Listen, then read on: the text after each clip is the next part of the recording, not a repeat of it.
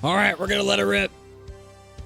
It is the game plan on 1410, 93.9, KGSO, Jacob Zimmerman, Chuck Fairweather in the studio. We are live on the SC Wichita app, Facebook, Twitter, Twitch, YouTube. Check us out. Drop your comments. Of course, call the show on the Maximum Outdoor Equipment phone lines. No, I am not Doug, insanely young and sick. He is hopping on a plane. He's headed to Minnesota today. I think he's going to go there and back all in one day. He'll be back tomorrow, maybe in some capacity here on Thursday.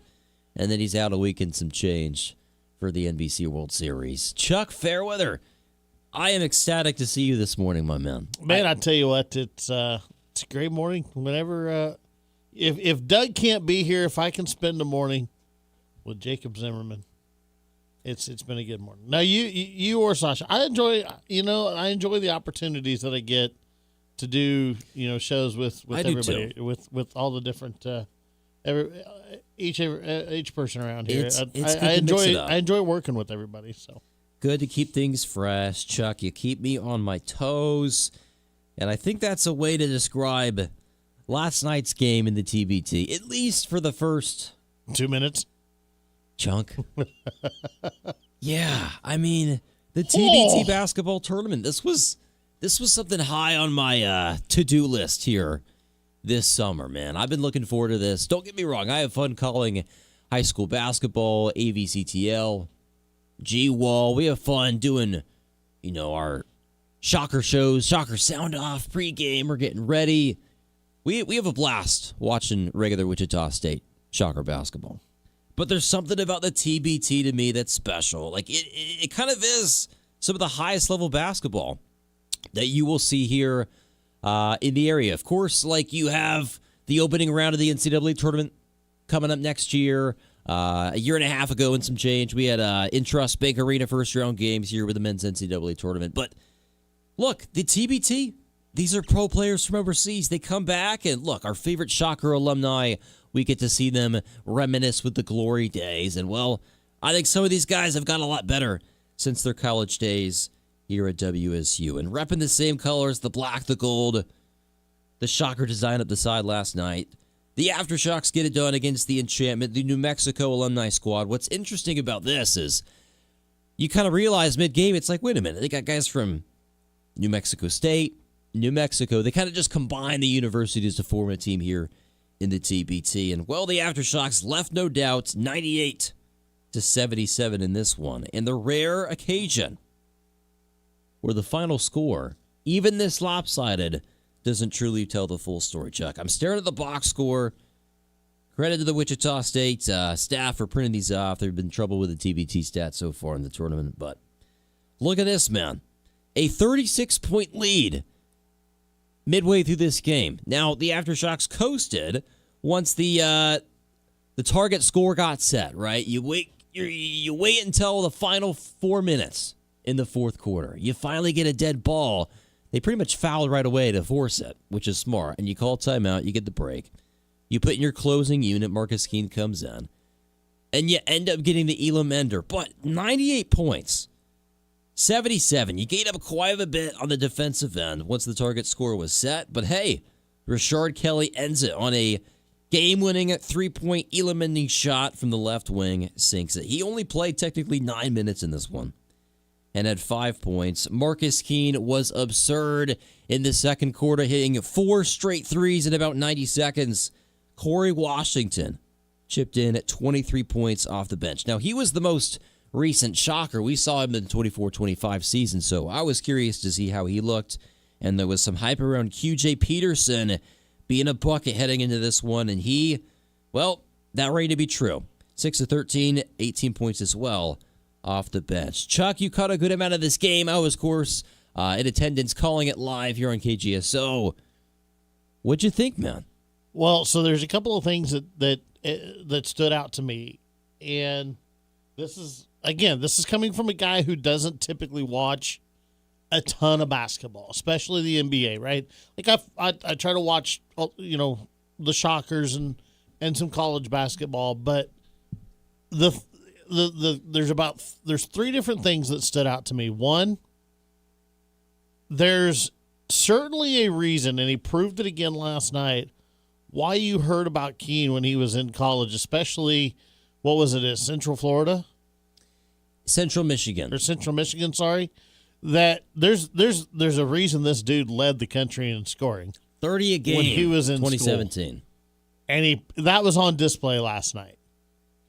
I was a little concerned at one point about this team's ability to make a 3-point shot up until about probably the last couple minutes of the first half. And then it was like, okay, we just didn't have our stroke. We found it now. Keene goes crazy at the end of the first half. Then it just seemed like the second half was nothing but it was 3-point runs by the Aftershocks. I watched. There were a couple of different times where they went on these runs where they had 3 or 4 3-pointers in a row. They moved the ball around really well. This looked like a team that didn't just get together a couple of weeks ago. This looks like a team that has been playing together for quite some time. And then, kind of the third thing that stuck out to me was, man, that old school Shocker signature defense. It was up until and I get they kind of coasted, to the Elam ending part of it. The box, like you said, the score much closer than this game actually ever was. This team can play defense, and I have a really good feeling about this, TBT team and their ability to go deep once again. Excellent breakdown, Chucky. I got to agree, man. Going into that game, I had mentioned to Gary Squires off air, and maybe we even said it on air, like the road for the Aftershocks to blow this game is to be extremely inefficient from 3, right? Because we had a feeling, from last year with the TBT, kind of just the trajectory of the game of basketball, there's going to be a lot of threes put up in this tournament, and the Aftershocks ended up shooting 42 of them. Their 73, total attempts, total shot diet of the basket. And yeah, at least at the start, it felt a little rough, but from the efficiency standpoint. But honestly, credit to the defense, man. It was suffocating. I don't know if we fully captured that moment there, just kind of over the radio, right, on the wavelengths, as far as how great that pressure truly was. The hedging from the big men around every screen. If you tried to drive to the right, there was the help defender poking in on the basketball. He would recover to the corner if there was a pass. If there was a skip pass, it would be a nice contest or a steal, to be honest with you. And then you kind of just compare the offenses, right? You mentioned moving the ball around. That's what the Aftershocks came to do. I mean, they started off the game. The other team probably heard, all the buzz, all the talk. Their buddies were probably, telling them, hey, man, there's this guy, Marcus Keene. He's played all overseas. He's kind of got a little bit of hype there. He was really good in college, scoring the basketball. He's a legend in the TBT. Don't let him cook. And first possession, he comes out and he just throws a lob right to Mo Udeze. And I think we might go on to see Marcus Santos Silva kind of regain his starting spot from last year, because I was seeing the article from Taylor. Santos Silva got here on a plane on Sunday night. And so I imagine that had something to do with him not getting the starting job. But I think the unselfishness was kind of on display to start. But it's also a mentality, look, if one of our guys gets hot, we're going to feed the hot hand. And that's exactly what Marcus Keene did in the second quarter. So we kind of fast forward to the moment where the crowd got the loudest, right? Connor Frankamp hit a 3, but Marcus Keene, when you have a mirage like that, it's hard not to just kind of throw your hands up in the air and say, wow, what a player. This guy he could be streaky in the right way. Look, Marcus Keene hit 2 threes in a row, and he goes right by us. He high-fives TJ Williams, who's the closest guy to us there, front row of the crowd on the bench. And then he brings the ball up again. He looks to go ISO one-on-one. He kind of loses the ball a little bit off his foot. The ball's just rolling on the ground, right? Maybe a couple feet back from the three-point line. When I tell you, he picks it up and did not, like in one fluid motion, just taking the ball right off the ground, rises into a shot and cashes it. And it's like, whoa, look out, this guy's hot. And then he comes up again and hits another one for 4 in a row. And so, look, you turn defense to offense like that. That is the Shocker calling card. Yeah, 100%. Listen, I know you weren't here for them. I don't know how much you paid attention to them at the time or watched them. That was the Greg Marshall era calling card. Stifling defense, turning into opportunities on the other end. Now, maybe the three-point shooting wasn't as significant for those actual Shocker teams, but last night felt like you were watching old school Wichita State. And, I think that's why a lot of people gravitate towards these TBT teams. Is it just that they kind of give you that nostalgic feel? Now, here's another thing that was impressive. You want to talk about defense and how stifling it was especially in the first half. To put this into perspective, to try to describe it as simply as possible over the radios, just how good this defense was. The Aftershocks held the Enchantment scoreless for nearly a full quarter's worth of time on the clock. They hit 10 points with a few minutes left in the first quarter, and they didn't score again until about the 5-minute mark to go in the second quarter. Nearly a full quarter's worth of time, the Enchantment went scoreless, and they had their opportunities. They had their opportunities at both ends of the floor to get defensive rebounds, to stop the Aftershocks. They had some offensive rebounds, some good looks, and the Aftershocks were just there time and time and time again. I won't lie to you, Chuck. I've looked at this box score a lot, but sometimes you miss some things. Troy Simons on the Enchantment, New Mexico's alumni. In 24 minutes, he gave you 1 point. He went 0 for 10. Oof. He went 0 for 10, Chuck. That's tough to win when you got a guy in the starting lineup doing that much damage, being an anchor weight to your own team, right? This was an Enchantment squad that, look, these guys played high-level Division I basketball. They're playing high-level pro ball overseas right now. This looked like a group that met each other for the first time Monday afternoon.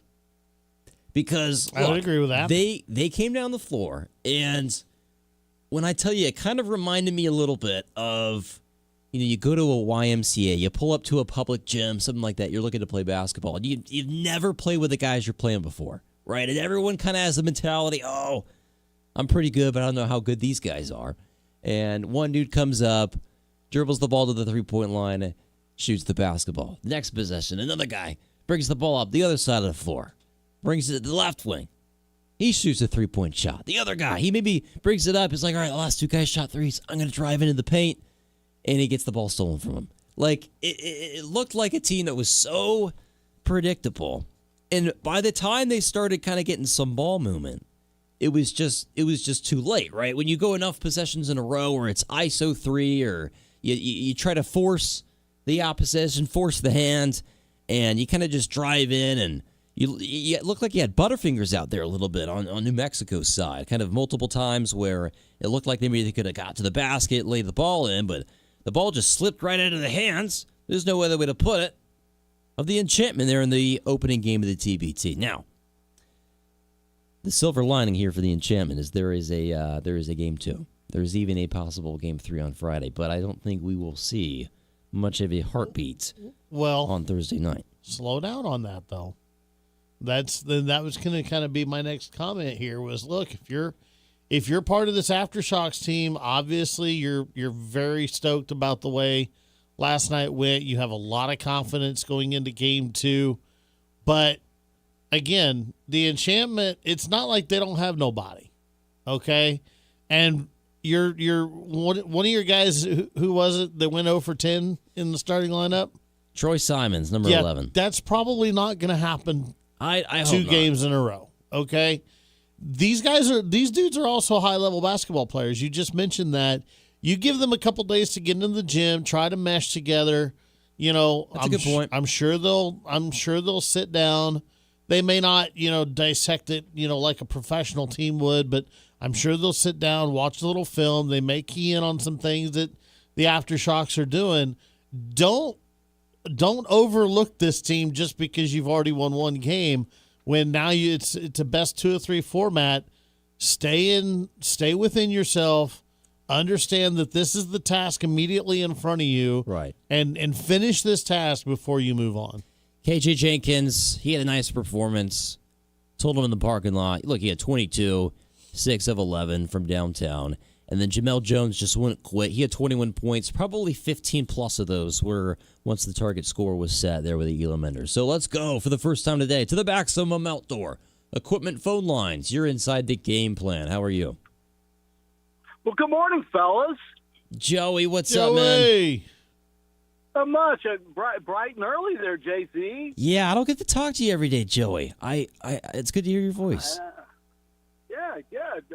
Glad you got up this morning. Yeah, man. Quick turnaround. I called the game last night. Yeah. So, yeah, I mean, Chuck, you hit the nail on the head. I mean, the true test to see what kind of teams for both that we have is going to be game 2. Yes, WSU came out and, they look like they've been playing together, for months, very cohesive. I think at one time it's a 6-minute mark, maybe the 5-minute mark in the fourth quarter, 20 plus assists. And in a game like this, that's pretty good. To have 20 plus assists, when you got a lot of guys that are shot makers and kind of like to take the ball, and ISO and things like that. So I think that showed a lot. New Mexico, yes. I mean, they came out and got punched in the mouth right out of the gate, and I don't think they were ready for that. And so we'll see what they come back with game 2. But I think the true test to see what kind of teams we have on both sides is going to be game 2. If WSU comes out and shoots like they did last night, I think everybody can get pretty excited about what this is going to look like.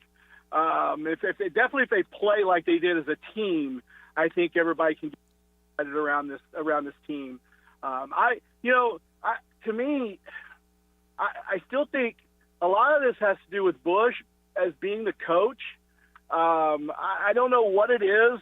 He seems to have a knack of getting these guys kind of to buy in.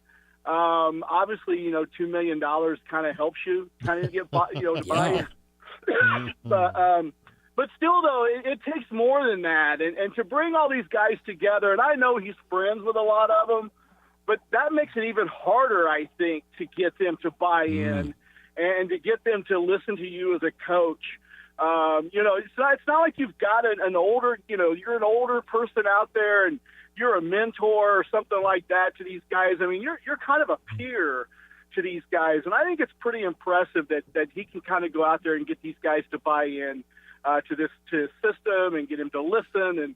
They kind of, when they do the huddles and kind of hear him over there, it's really impressive for a guy his age and to be in a situation like this. And I get it. This is, it's not Division I basketball, and it's not professional basketball, but it's still pretty high-level basketball. But still, though, to get guys that are playing pro, all around the world, to get them to come together and to get them to buy in and to kind of, follow your system and everything, to me, that's probably the most impressive thing about this.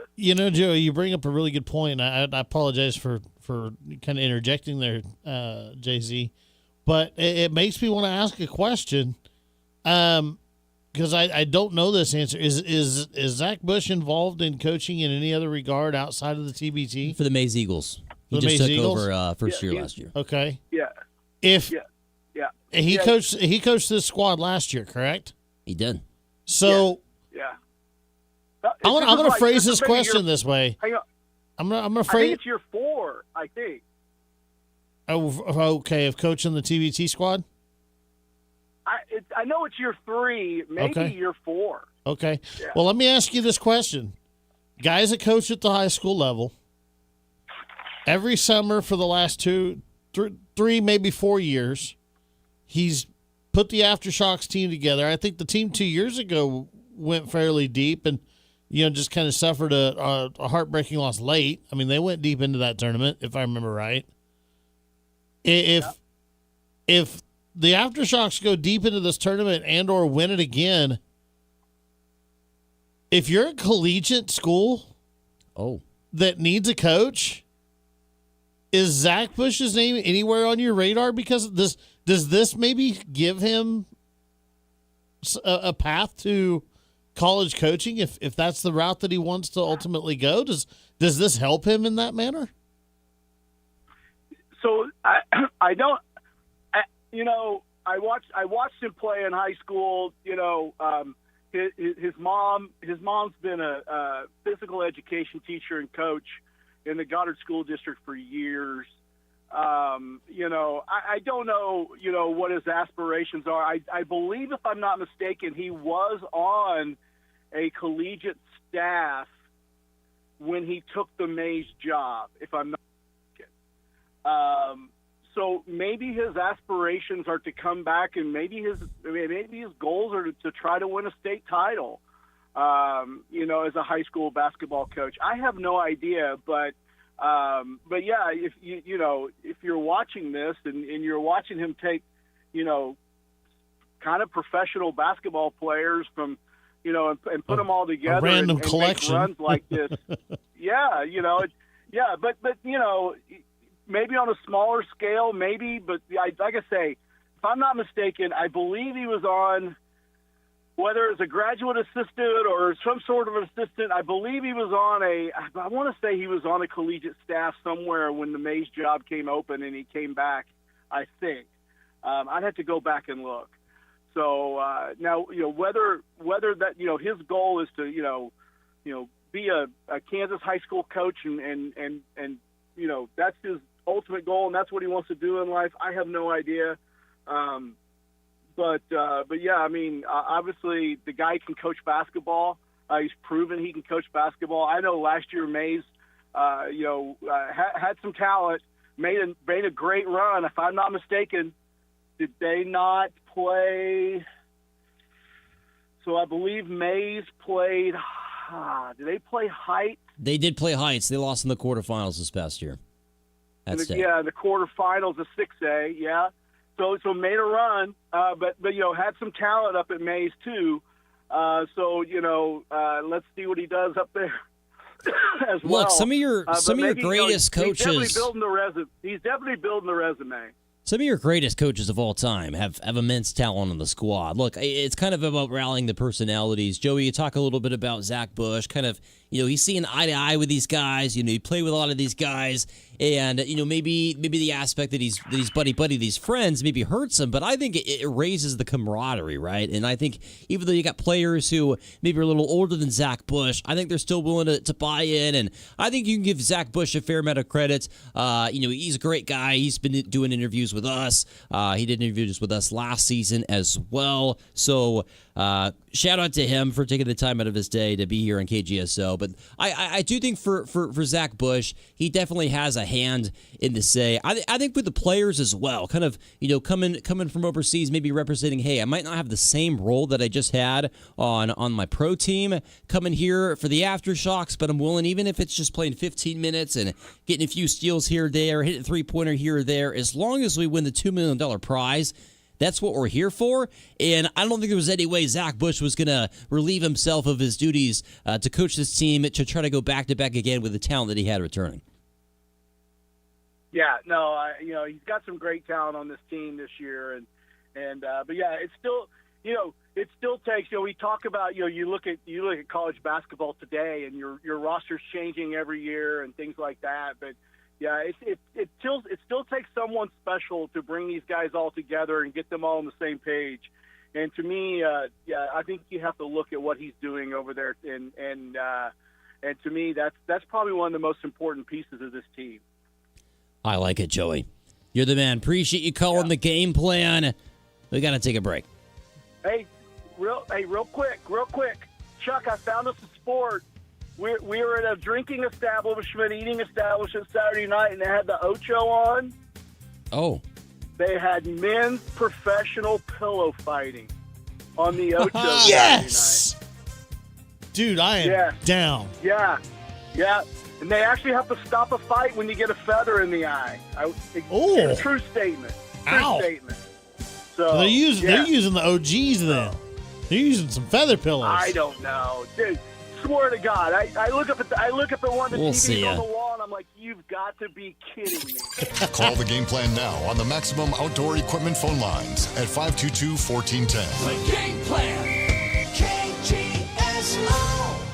The TBT basketball tournament has become a staple of the sports scene in a town that soaks up everything Shocker hoops. Your favorite men's basketball alumni like Connor Frankamp, Marcus McDuffie, and Richard Kelly are back in this year's TBT, but double the stakes. The grand prize has moved up to $2 million for this year's tournament, and the Aftershocks have a target on their back as the defending champions. It all goes down inside Charles Koch Arena, and KGSO is your home for live play-by-play broadcasts of the Aftershocks and further coverage on our 3 local daily shows. Don't miss out this year on the TBT. A lot of homes built in the 90s still have their original siding and windows. If this is you, then call Burwell Construction at 316-794-3430. New siding and windows can make your house more energy efficient. Burwell Construction has been a trusted name for thousands of homeowners. Call them today, 316-794-3430, and let Burwell Construction give you a free estimate on windows and siding. And Burwell Construction will take care of all your guttering needs. Find them online at burwellconstruction.com. If it's built well, it's Burwell.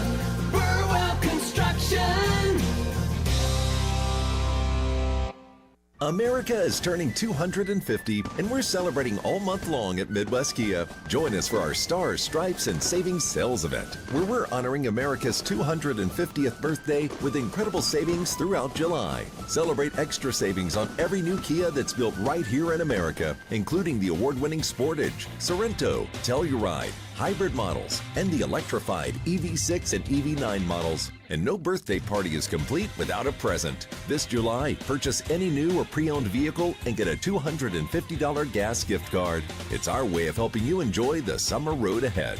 Plus, every new Kia comes with that unbeatable 10-year, 100,000-mile limited powertrain warranty. But hurry, this special Independence Day offer and the $250 gas gift card won't last forever. Visit MidwestKia.com. And remember, We want to see ya in a Midwest Kia. see dealer for details. Offer ends July 31st. Warranty is a limited powertrain warranty. Here's something they don't tell you about Kansas.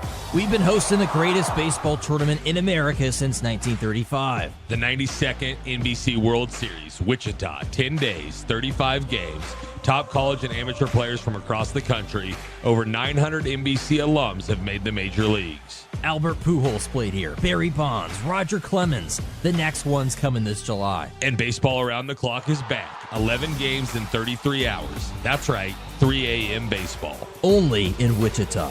July 23rd through August 1st. Tickets start at just $14 and kids get in free.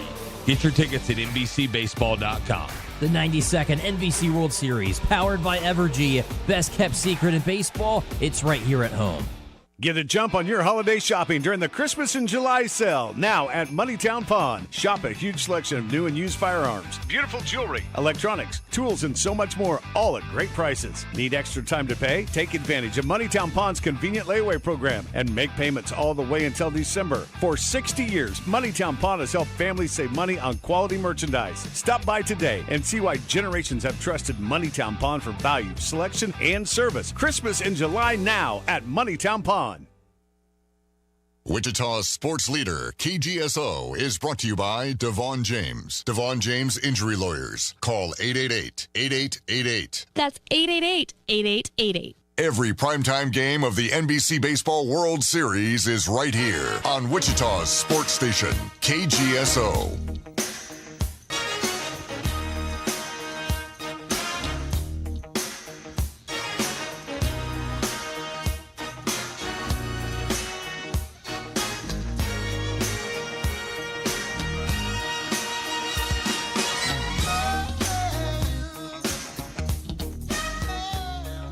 You know, it's a shame I gotta be stuck in a chair for this song, Chuck.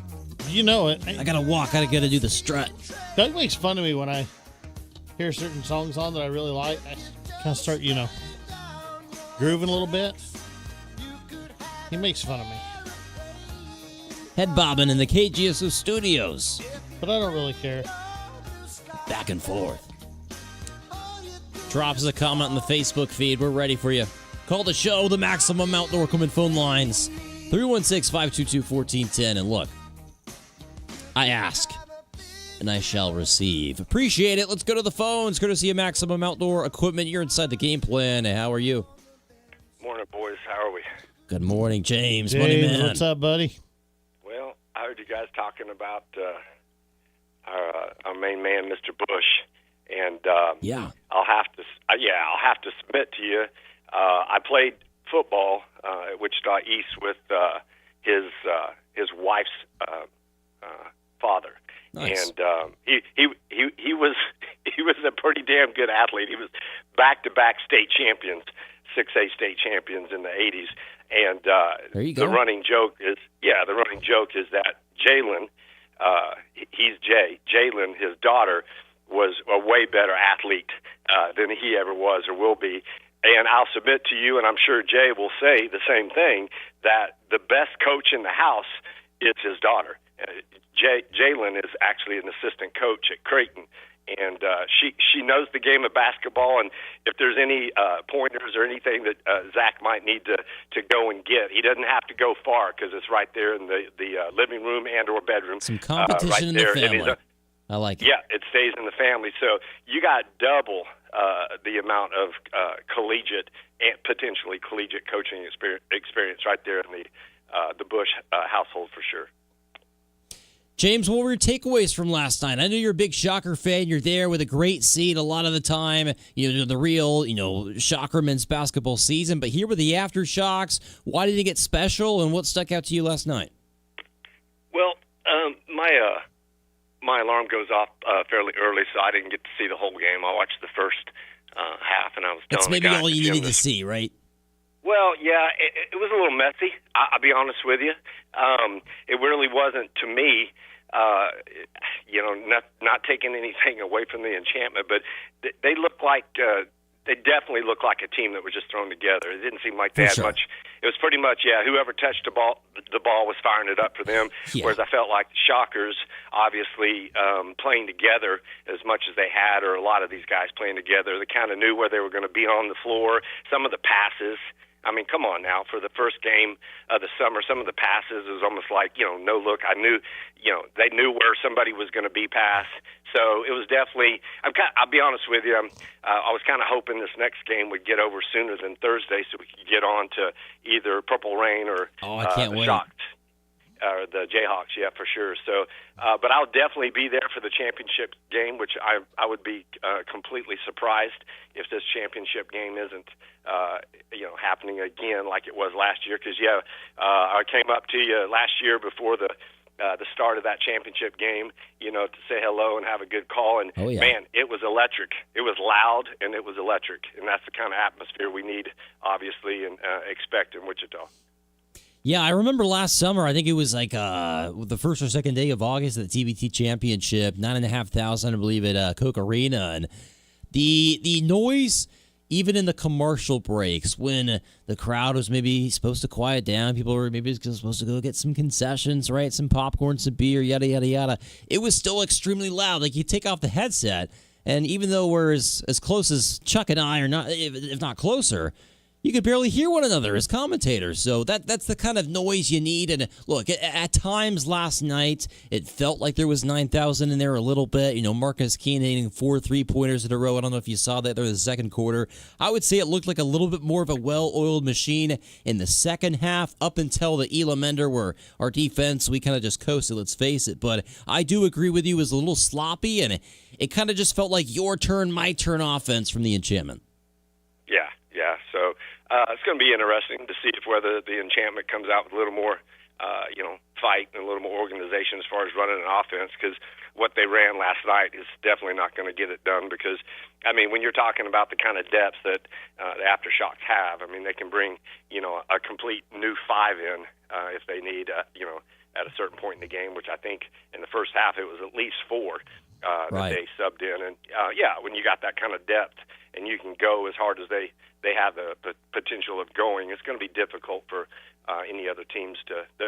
Let's just put it this way: if the Shocks get beat in this tournament, I think it's going to be not because of lack of effort on their part. It's just the other team was so hot; they were just, they couldn't miss type situation. Because if the Shocks come out and play the way they are, we're going to be having another championship game in Coke Arena for sure. Guys, have a great Tuesday. James, we appreciate it. Thanks for the call.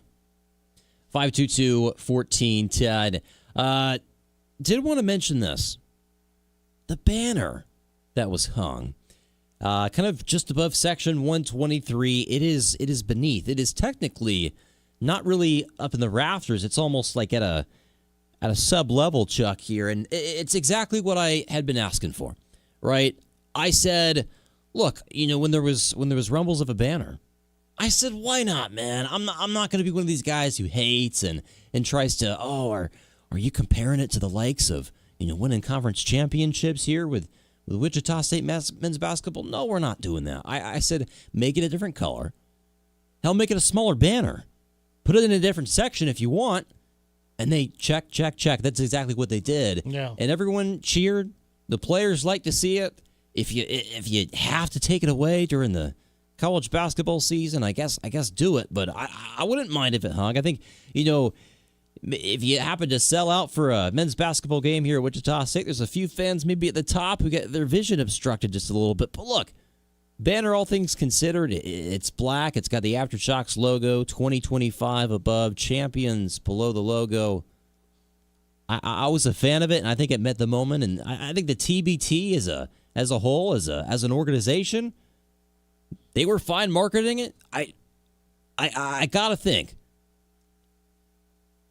you're at least okay a little bit with the TBT banner being held. If you were opposed to the TBT banner, call the show, 316-522-1410. Is it a little gimmicky? Yes. But that's what the TBT is. Why is it gimmicky? I don't think this is gimmicky. I think the TBT has found a really cool niche in an area of the sport that was previously probably underserved or unexplored.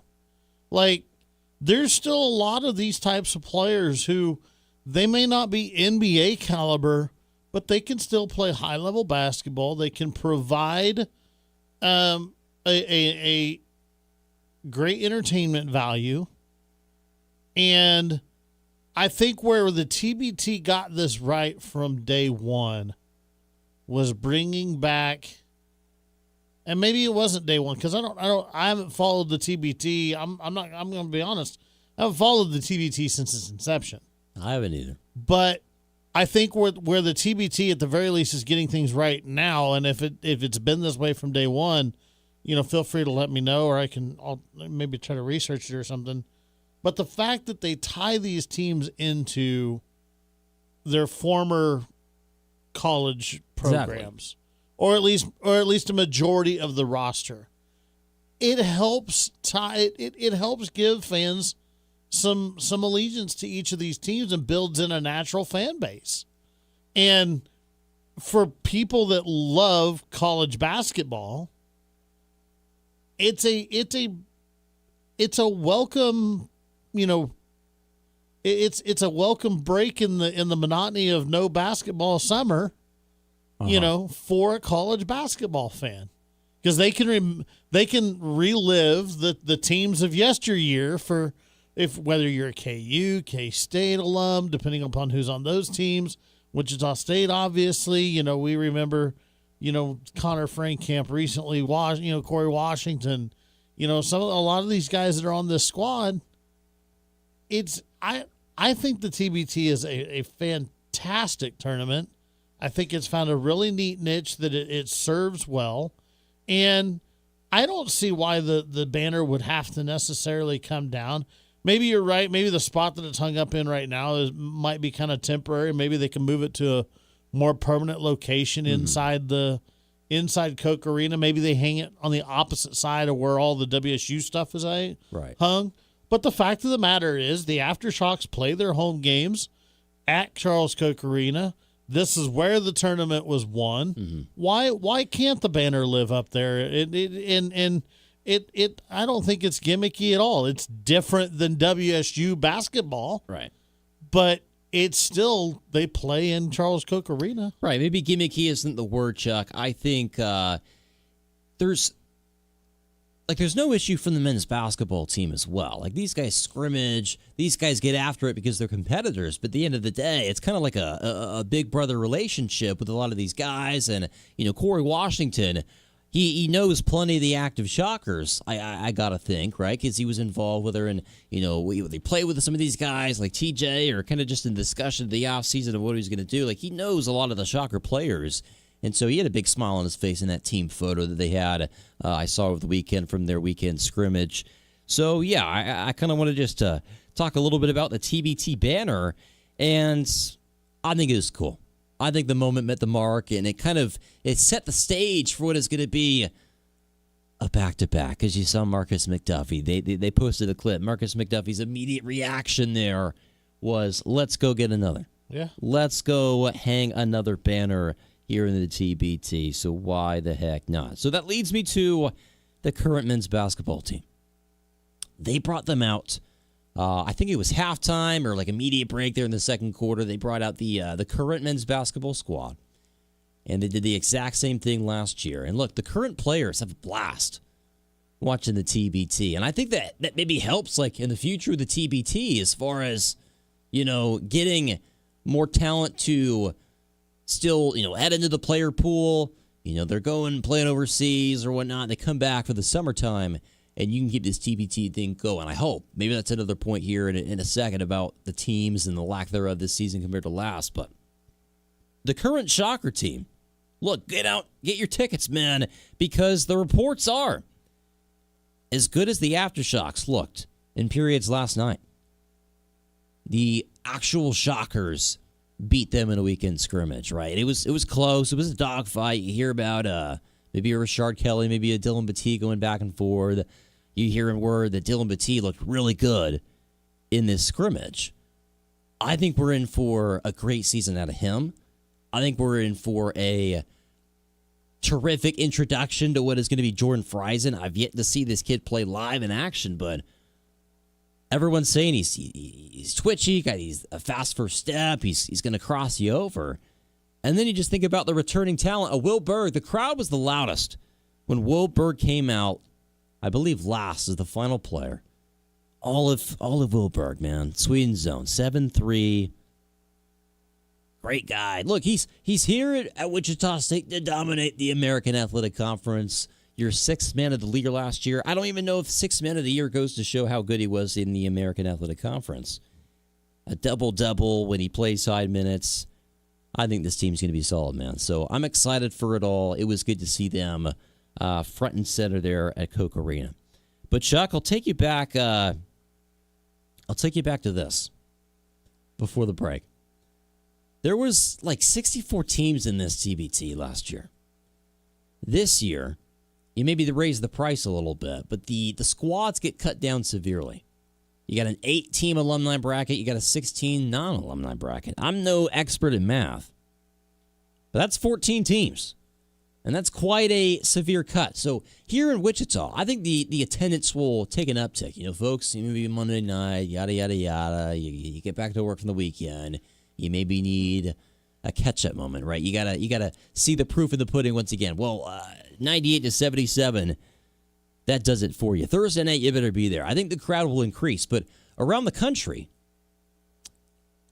these other schools got to get involved, Chuck, or this TBT is no longer going to exist. I think I don't understand why other college programs, especially when there's a big desire, right, to see, these groups that we had, 5 to 10 years ago, pre-COVID, pre-transfer portal, where it felt like sports in college were a little normal, people want that back.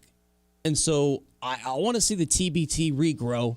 I want to see more teams get involved next year. From spending a chunk of my life in Utah, I know those Utah schools, man, they carry pride.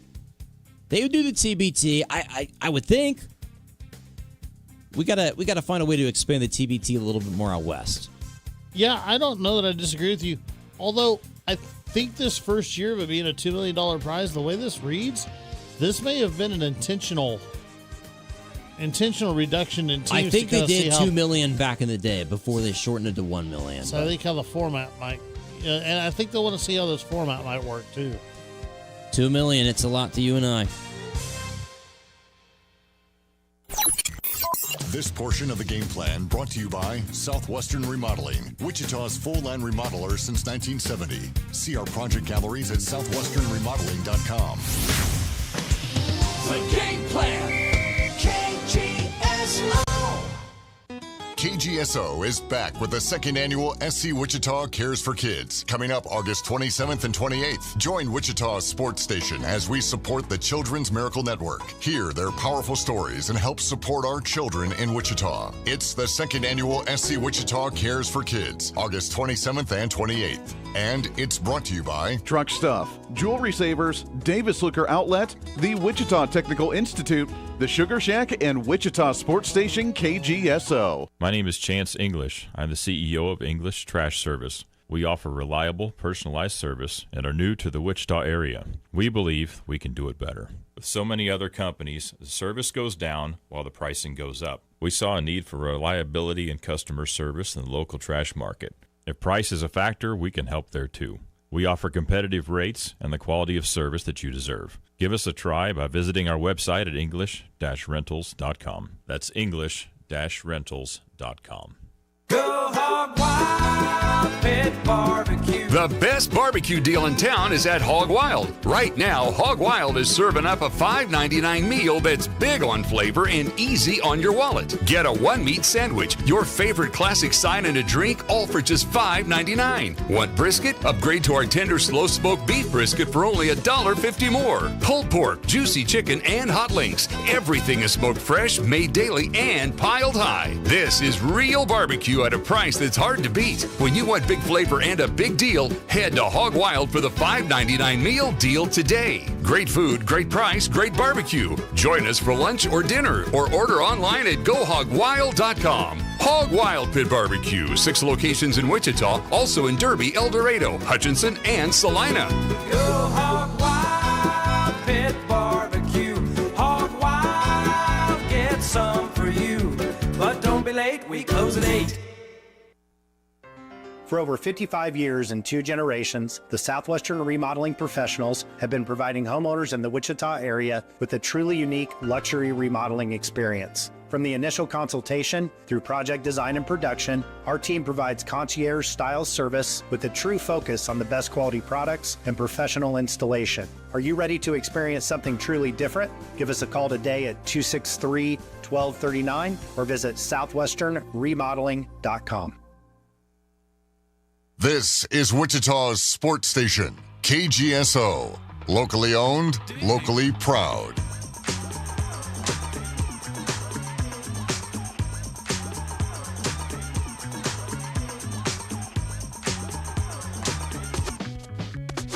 The chills that you spill up my back keep me filled with satisfaction when we're done. Satisfaction of what's to come. I couldn't ask for another. No, I couldn't ask for another. That's right. Your groove, I do deeply dig. No walls, only the bridge. My supper dish, my crocketesh wish. Sing it, baby. I couldn't ask for another.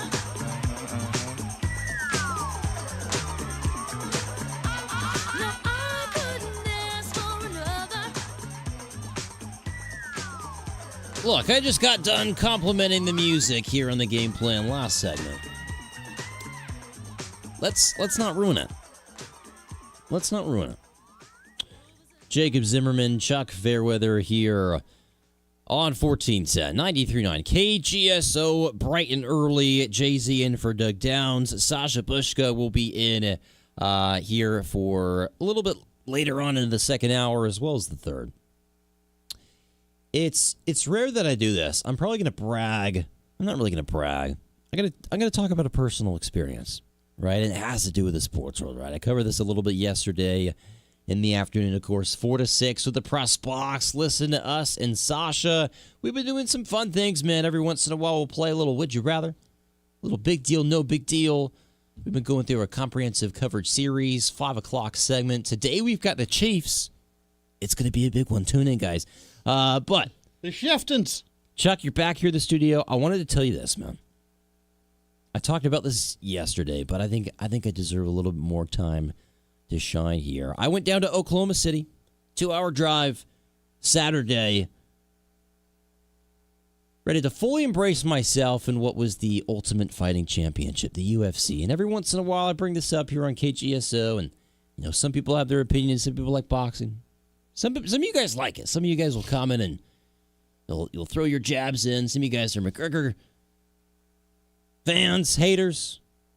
Look, man, I got to go down to UFC OKC Fight Night. This was a quality fight night. It was not a numbered event or the pay-per-view model like it was in the past. Here in the Paramount Plus era, these things are free if you have the subscription. And look, it was a free ride for me. I got to fill out the press pass, and I got to go there nice and smooth. They fed me 3 times, Chuck. I know you're jealous. God dang. They fed us 3 different times, man. I had these little burger sliders. I had How'd you score the press pass? I had some hush puppies. That's what I was wondering with you in that Chiefs game a couple of years ago, Chuck. Did you just call them up, say, and hey, you know who the heck I am? There was only a couple of us in the reporter room, Chuck. It was pretty wide open. Andy Hoosier from KQAM, you guys know him, 1480. He was going to come on down with me, but he was busy this past weekend. But quality fight night. You had 2 former champions going at it, still in the prime, and Dricus du Plessis gets the win over Kamaru Usman. As I got to sit down and ask questions to both fighters after that, kind of pretty much every fighter there on the main card. It was a blast, and it's maybe a little bit of a different type attitude when you're interviewing a dude who just got either 1, his head knocked around for 25 minutes, or 2, a guy maybe like a Tommy McMillan who set an actual record in the UFC for a 3-round fight with 250 significant strikes before getting a KO 12 minutes into the fight over Alberto Montes. Like, you saw it all there at UFC OKC. And there, I'll kind of describe a little bit how the post-fight press conference works, right? These fighters they'll have their fight, and then I'm sure the winning fighters all the way up until the main event, most of them win relatively unscathed. They got to do a little bit of medical afterwards, maybe some interviews with the Paramount, but then they come up to the podium. And for a lot of these guys, you would hear, okay, maybe 20, 30 minutes, after we know they're coming up, they come up and we ask them questions. But then towards the end of the night, we're sitting around, we're waiting for Kamaru Usman, we're waiting for DDP. But then you hear the rumbles. Wait a minute, Dana White's coming in. Dana White's going to be coming in. So I'm like, all right, maybe I got a little bit of time here to sit and think about what I would ask Dana White. And if I had, good 10 minutes, I would ask him 10-plus questions. But Dana White comes in with about 60 seconds of me hearing this. And I kind of just got to soak in the moment, right? I got my hush puppies in front of me. I got some chips. Got to wipe my hands off a little bit on the napkin. Here comes Dana White. And I'm second up in the order to ask questions. So I asked him about both fighters. And then I asked him about Conor McGregor, Chuck. As the break is sneaking up on me somehow at 6:53. I don't know how that happened. I'll answer it on the other side. Your latest news on KGSO.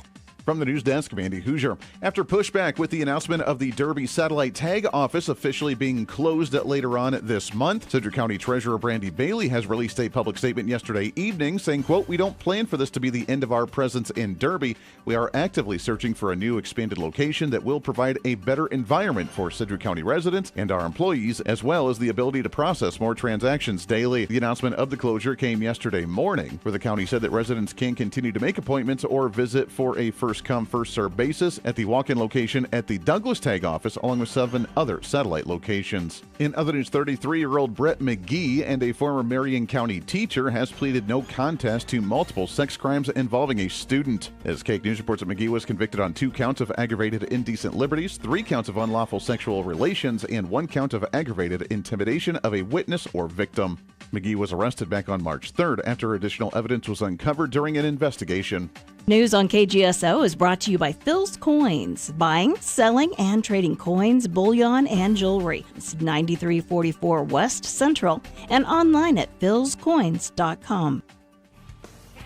The Aftershocks are off to a good start in a TVT tournament. They rolled up the Enchantment last night, 98-77 in Game 1. Game number 2 will come up Thursday. This is a best 2 out of 3 series. with the winners moving on, the losers going home. The Kansas City Royals get a win last night against the San Francisco Giants 4-3. Those two teams will play again tonight at 6:40 at the K. The Wind Surge open a series tonight at Equity Bank Park against Midland. That's sports. I'm Doug Downs.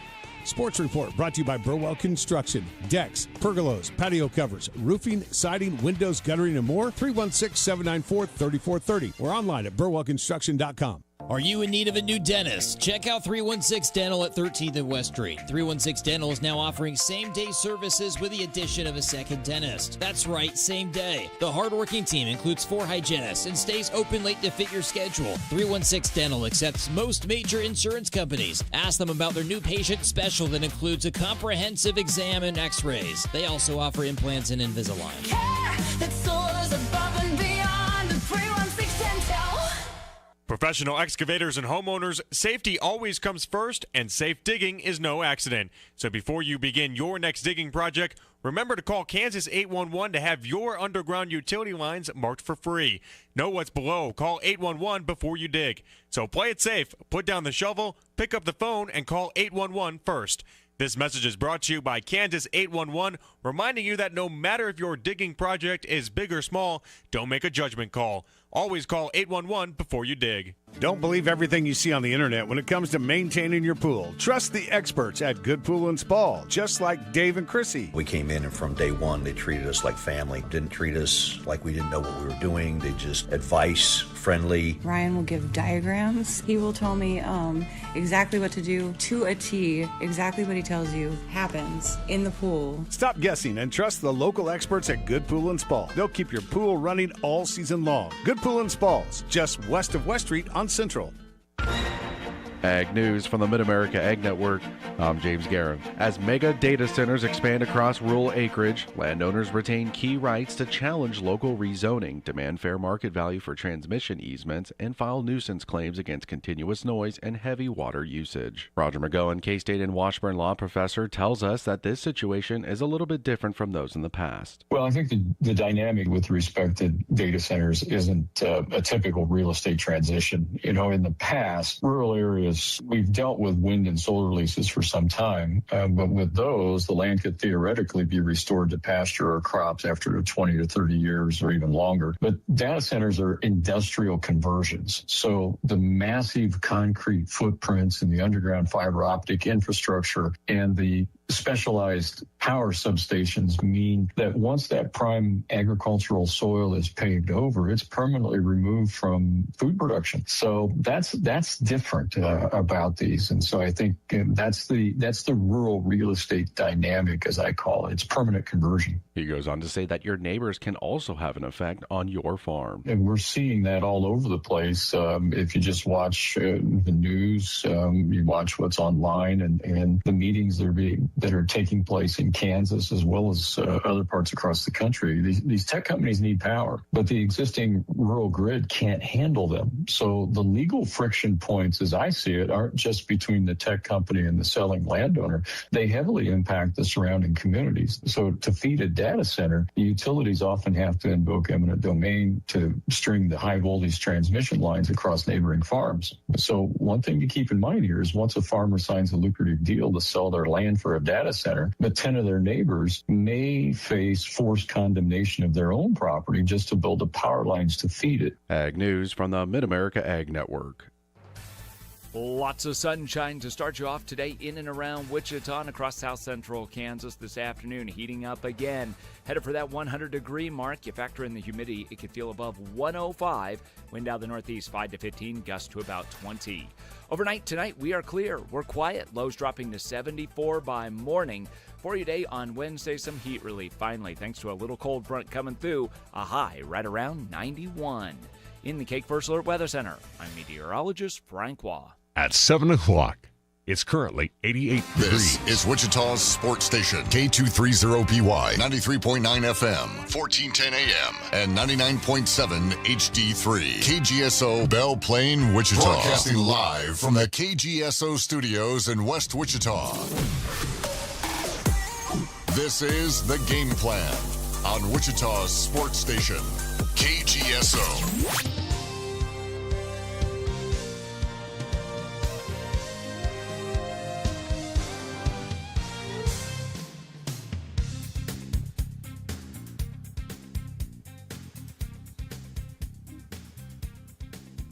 Hour number 2, the game plan, here on 1410 93.9 KGSO, the SC Wichita app. We are streaming live on Facebook, Twitter, Twitch, and YouTube. Check us out. Drop your comments. Call the Maximum Outdoor Equipment phone lines, 522-1410, as we see some daylight. The sun has risen. Jacob Zimmerman in for now for Doug Downs. Chuck Fairweather as well. Chuck, I don't know what happened there on the other side of the break. I have done hundreds and hundreds and hundreds of top-of-the-hour breaks at 55. I don't know why a break just auto-fired at 53, but first hour of the show, we talked a ton about the TBT. I was getting ready to tell you a little bit about the UFC. I kind of did already. I interviewed some of these fighters. I got to talk with Dana White. I asked Dana White about Conor McGregor. And look, the UFC kind of runs things a little bit different, right? I was reading some comments on the post-fight press conference that I ended up being a part of. And a lot of people were kind of taking some shots at Dana. Right? They were saying, oh, Dana, he's rushing the press conference. He's in and out. He's a hardworking guy. I can understand it. But I bring up the subject of Conor McGregor. And, a lot of other sports, you see a injury report right away. Sure. Dana, a week later, he kind of just said, well, his knee, how do we put this? Guys, his knee is up. His knee is up, right? It's messed up. So, what more right, of a report do you need? Right, it's right. And Buddy comes over and eventually says, oh, it was a torn ACL, a torn meniscus, but it's a different operation over there. I had an absolute blast, Chuck. I wanted to mention that here on the show. DDP, got a picture with him after. It was great stuff. Chuck, here in hour 2, I gotta go to something here. I gotta reference our series in the afternoon with the comprehensive coverage. The comprehensive coverage. We are just about through this. Me and Sasha Pushka. We have been giving record predictions for every team in the NFL. And I think what I want to do with you, Chuck. And I helped out one day. You did. I did. All the credit to you, man. No, not all the credit. Some of the credit to you. I think I want to put together a little bit of a NFL tier list, right? You have all these teams out in front of you. And essentially what we're going to do, we are going to rank these teams, whether they are Super Bowl contenders, like top of the line Super Bowl contenders. Maybe you got your A tier as well, your quality contenders, maybe not your Super Bowl favorites. I think you got a B tier as well, Chuck. You got teams that are in the playoff hunt. Maybe you got a C tier, borderline playoff teams, maybe just missing out. You got a D tier, 7-win squads, and then you got an F for failure. Maybe like the Cleveland Browns. Maybe like the Las Vegas Raiders. Chuck, I say we rank these squads in the National Football League, man. Let's have a little fun. I think this morning, it's the perfect day to do it. Call the show if you want to add your 2 cents to the NFL tier list. So we got S, A, B, C, D, and F. Okay. And we are going to go in order here of these divisions. Chuck, we're going to kind of come to an agreement on where to place these teams because there can only be one list. We're going to start in the AFC East with the New England Patriots, Fairweather. The New England Patriots. Chuck, heading into the season, do you see these guys as top-of-the-line Super Bowl contenders in the mix, in the hunt potentially for a championship? Are they a borderline playoff team? S, A, B, C, D, F. Where do you rank the New England Patriots? Listen, I've got the Patriots right now ranked as a B, and the reason I have them ranked as a B is because of the fact that they did get to the Super Bowl last year. But this is a team that I struggled with really buying into last year. A lot of it was because of their regular season schedule. And then their path to the Super Bowl and the playoffs was about as gimme as you could get between, C.J. Stroud turning into the giveaway man. Turn into a pumpkin at midnight? Yeah, exactly. And, facing a quarterbackless Denver Bronco team, essentially. Now, their schedule is bound to be tougher this year. Do I think Drake May maybe takes a little bit of a step forward as a quarterback? Possibly. But I think both things can be true. I think the team can take an overall step back while Drake May still continues to improve. Their schedule's naturally going to be tougher this year. There were games last year that they got away with, right at the end of the game with some close calls. I think this is a B-tier team right now. A team that's probably going to be in competition. I don't know that I call them a Super Bowl favorite, but, they're probably in competition for some, for a playoff spot. Chuck, I might have to override you here with this one. I think you're selling the Pats just a little short, man. Just a little short. Look, Drake May's still young. I think this team is going to get a little help. Their talent is going to improve out on the edge, right? Kayshon Boutte, another season with the Booty Man there with Mike Vrabel. Matt Collins. Of course, A.J. Brown. Can't forget about him, the big-time trade, right? I think we're going to see this offense be a little bit more dynamic.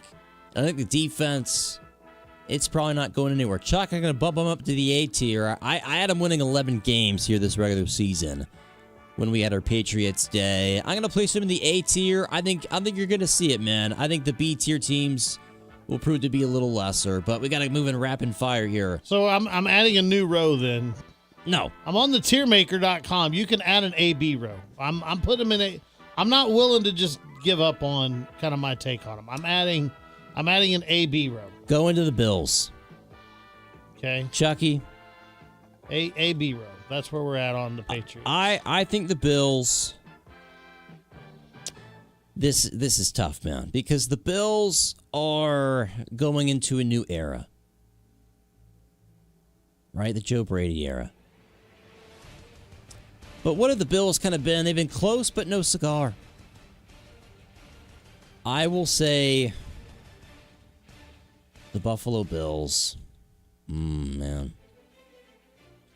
This is tough because I think they deserve to be in the Super Bowl conversation, Chuck. I think even they are, according to the books, one of the Super Bowl favorites, and so I must. Even though they didn't win the division last year. I'm going to put the Bills in the S tier.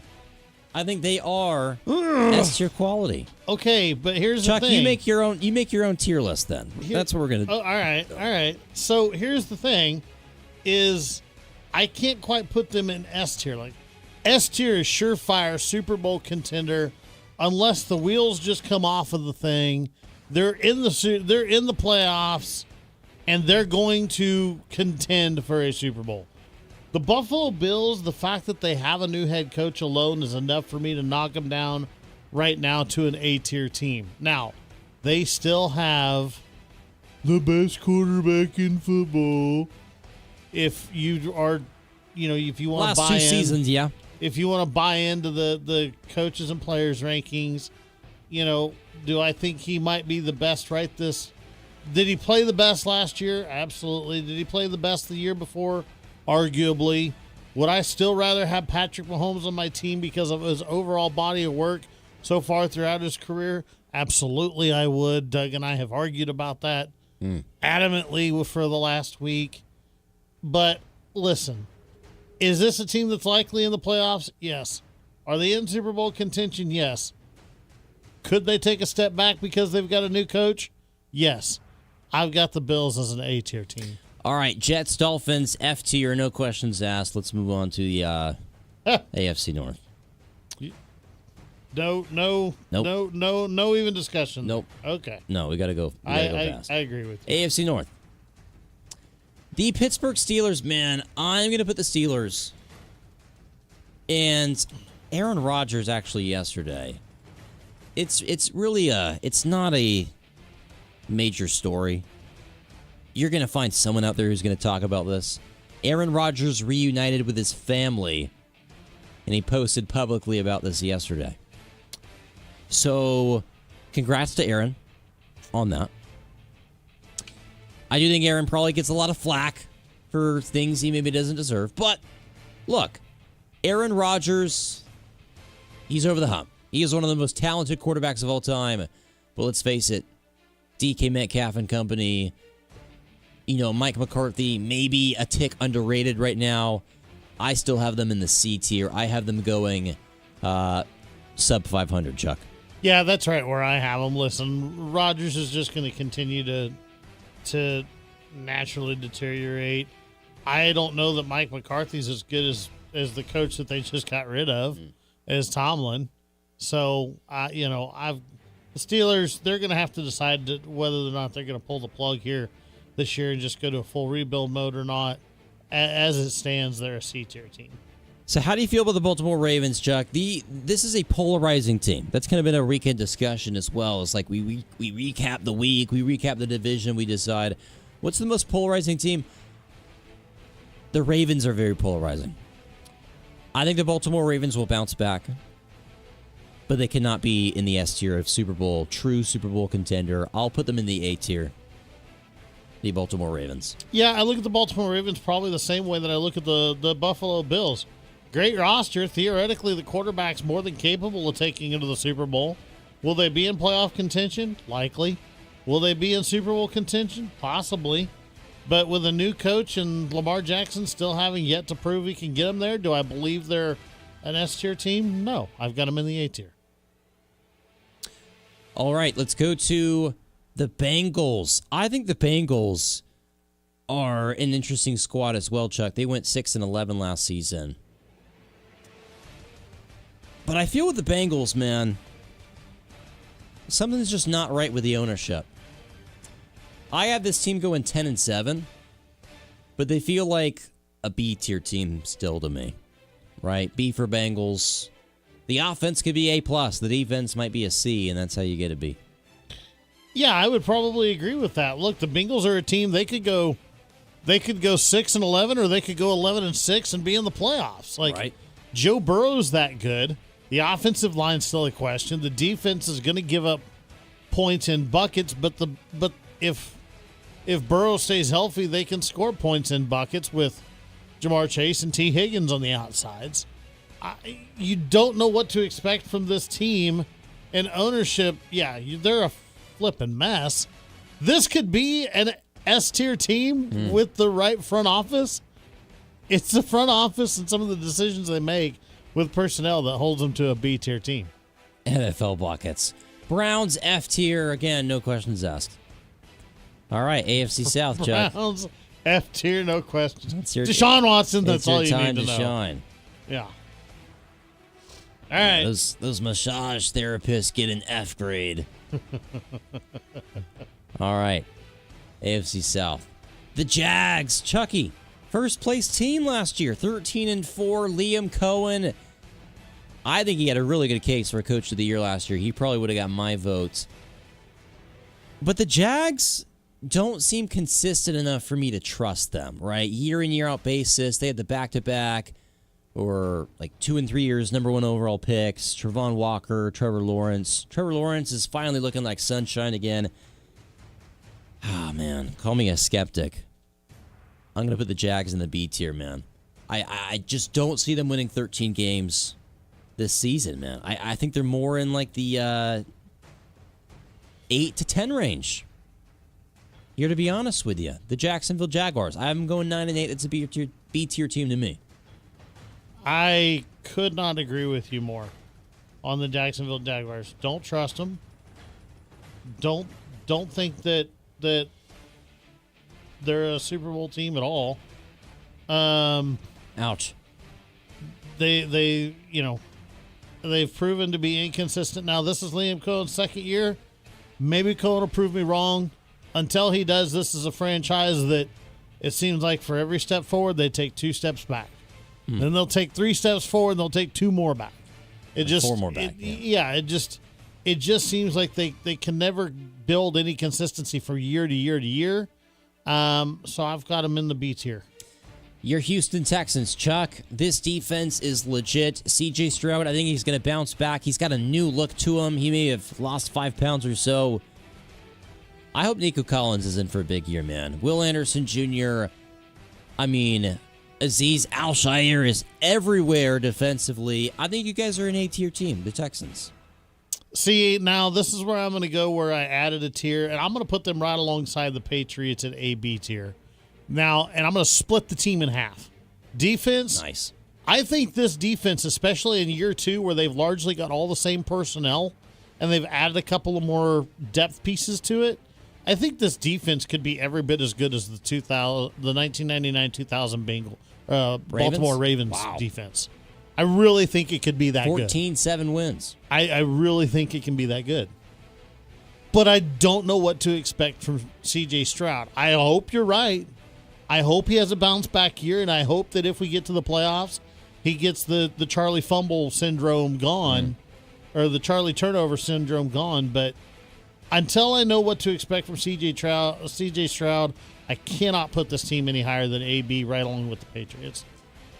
Chuck, here's what I got with the Colts and the Titans. I actually have the Titans finishing 3rd in this division. Wow, okay. I think Cam Ward put good film on display last year. I think Daniel Jones is not going to look like he did last season. Call me a hater.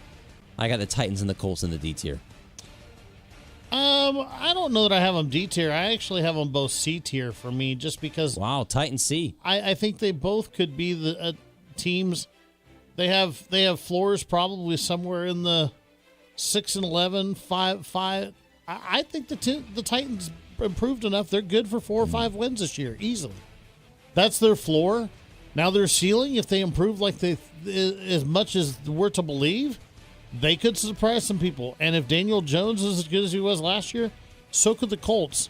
These teams are capable of going either way, so I've got to put them in a C tier. I don't know if you're describing the Titans right now as a C tier team, but shout out to you, Chuck.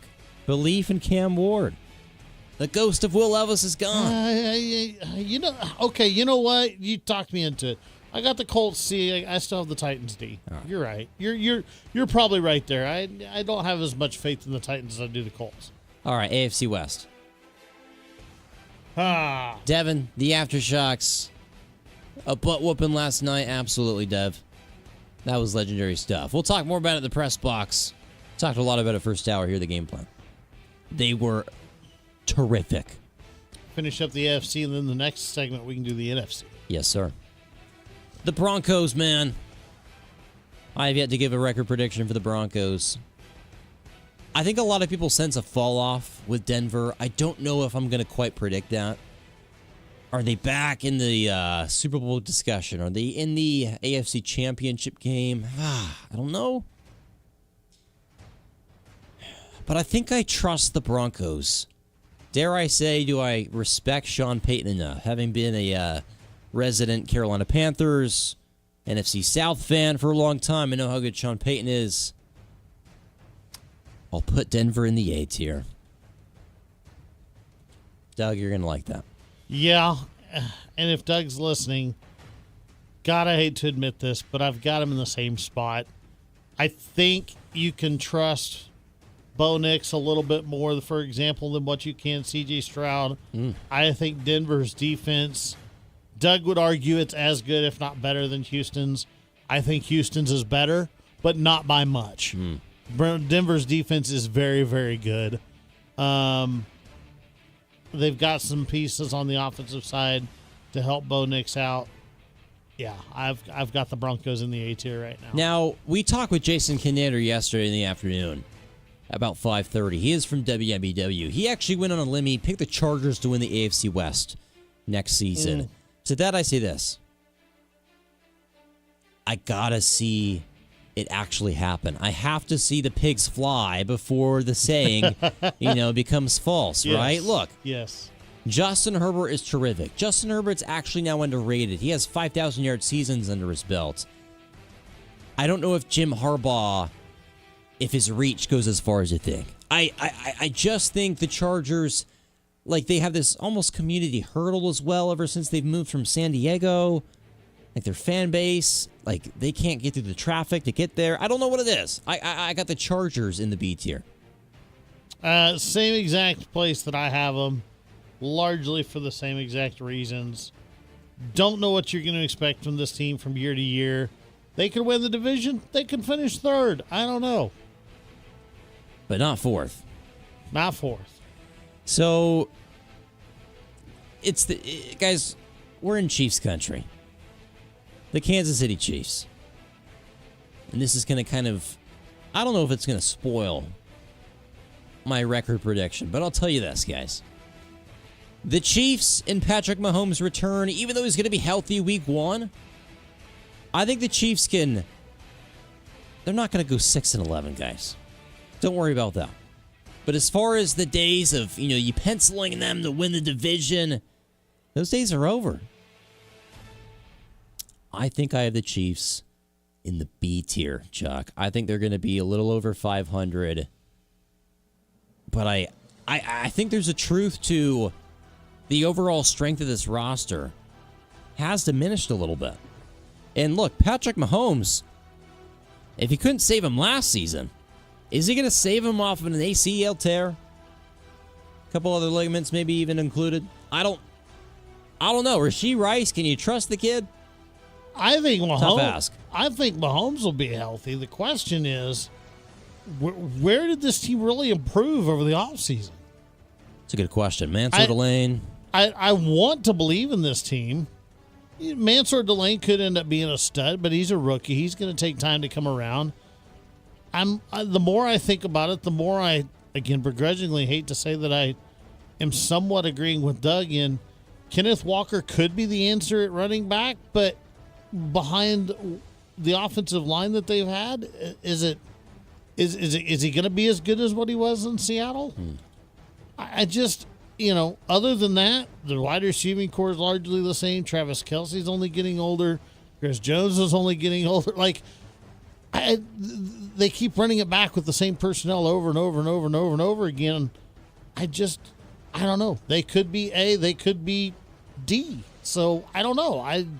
You got to put them in the B tier until we see until we see what they got. And then I got the Raiders sniffing the D tier, but still in the F tier. I got them in the D tier. I think they've improved enough. They have a new coach. I've got them in the D tier. All right, that's our AFC tier list here in the upcoming season in the NFL. Let's go to the calls. What is up? You are on the Maximum Outdoor Equipment phone lines. How are you? What up? What up? What up, Devin? In the morning, huh? Yeah, man. I tried to wait until the end of y'all's segment, but I had to call. Why are you guys talking about the aftershocks at 6 a.m.? Come on now. Well, because we started stuff for the 7 a.m. segment. We started the show and talked about them for the entire hour. I bet you did. What a game last night. Holy moly. Jay-Z, were you there? What do you mean was I there? Devin, were you listening to this station?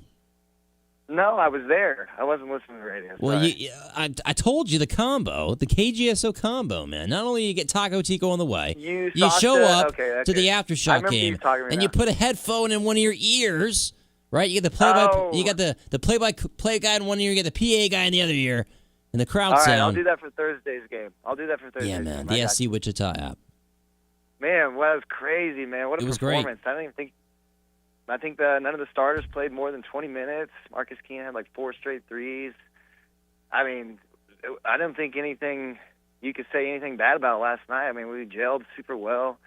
I did hear that New Mexico was missing some players, though, so I don't know if 4 guys, right? Oh, so did you hear about all that?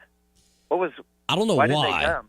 But I've been seeing that. Look, this was with the La Familia versus the Ville, but there was a situation with La Familia where a player kind of no-showed, and then a former player who used to be on that TBT squad tweeted out and saying that's garbage along the lines of that stuff. So, look, maybe you had a case where these guys just no-showed, or it's due to injury, one of the two.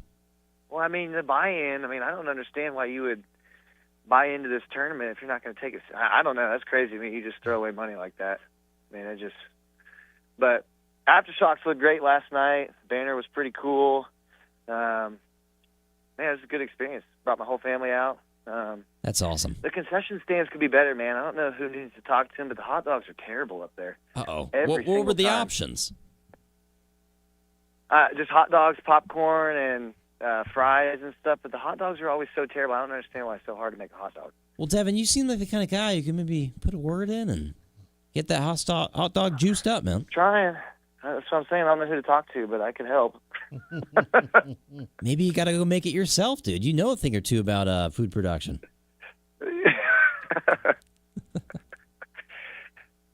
Oh, Devin.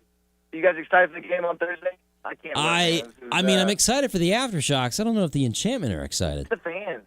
Oh, where's the fans at? Oh, man. Well, There's going to be a lot more than that. I sure as heck hope.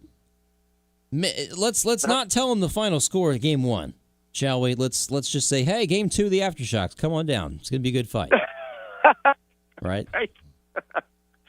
It was fun, though. Super electric. Look, Devin, there's a reason out. they don't match up heavyweights and flyweights, right? It's unfair. It's not a contest. Want us to come see what is to look forward to for the next series against KU and K-State. Absolutely. Absolutely. Because one of them's coming here. I'm super pumped. So, but all right, guys. Well, you guys have a fantastic day and drink some more water. We will. Absolutely. We'll see you, dude. Yeah, shout out Doc Greens, Devin. Someone here was being critical from Twitch. Oh. Whatever, dude. We will be back. We'll do our NFC tier list. We'll go quick with it. But yeah, I got the Bills, Super Bowl contender. Patriots, Ravens, Texans, and Broncos a step down. Bengals, Jags, Chargers, and Chiefs in the B tier. The rest are irrelevant to the NFL story. We'll be back. This segment of the Game Plan is brought to you by Moneytown Pawn on Oliver, just south of Pawnee. Tools, electronics, firearms, jewelry, and more. Find what you need at Moneytown Pawn. The Game Plan. KGSO.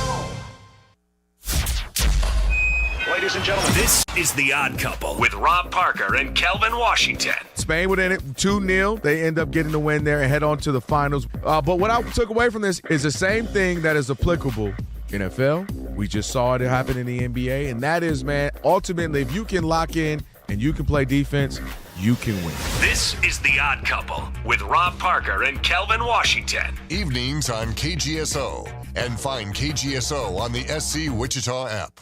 America is turning 250, and we're celebrating all month long at Midwest Kia. Join us for our Stars, Stripes, and Savings Sales event, where we're honoring America's 250th birthday with incredible savings throughout July. Celebrate extra savings on every new Kia that's built right here in America, including the award-winning Sportage, Sorento, Telluride, hybrid models, and the electrified EV6 and EV9 models. And no birthday party is complete without a present. This July, purchase any new or pre-owned vehicle and get a $250 gas gift card. It's our way of helping you enjoy the summer road ahead.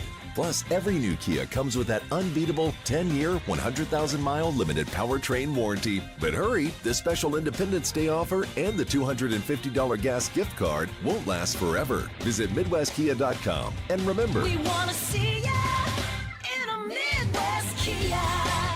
see dealer for details. Offer ends July 31st. Warranty is a limited powertrain warranty. Professional excavators and homeowners, safety always comes first, and safe digging is no accident. So before you begin your next digging project, remember to call Kansas 811 to have your underground utility lines marked for free. Know what's below. Call 811 before you dig. So play it safe, put down the shovel, pick up the phone, and call 811 first. This message is brought to you by Kansas 811, reminding you that no matter if your digging project is big or small, don't make a judgment call. Always call 811 before you dig. Where'd you get that grin? Right above your chin. You know the place. Puts a smile on your face. Andy's the one for frozen custard fun. Made fresh every hour. It's your happy power. Top your day with a smile at Andy's. Did you know my frozen custard is made fresh every hour? Or that our toppings are baked daily right in our stores? It's how we top your day with a smile at Andy's. Here's something they don't tell you about Kansas. We've been hosting the greatest baseball tournament in America since 1935. The 92nd NBC World Series, Wichita, 10 days, 35 games, top college and amateur players from across the country. Over 900 NBC alums have made the major leagues. Albert Pujols played here, Barry Bonds, Roger Clemens. The next one's coming this July. And baseball around the clock is back. 11 games in 33 hours. That's right, 3 a.m. baseball. Only in Wichita. July 23rd through August 1st. Tickets start at just $14 and kids get in free. Get your tickets at NBCBaseball.com. The 92nd NBC World Series, powered by Evergy. Best kept secret in baseball, it's right here at home. Pride Ag Ace Hardware will get you ready for the lake now that summer is officially here.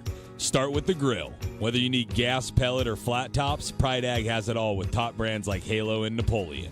Whichever one you choose, Meat Church Rubs, exclusively at Ace, will make your meat delicious. With the meat on the grill, keep your drinks cool with Yeti cooler and cups, and entertain the whole party with the Turtle Box speaker. Get everything you need to have fun at the lake this summer at Pride Ag Ace Hardware in Mays, 5204 North Mays Road. Wichita's sports leader, KGSO, is brought to you by Devon James. Devon James Injury Lawyers. Call 888-8888. That's 888-8888. Who's your favorite team? It's okay. We just know you love KGSO.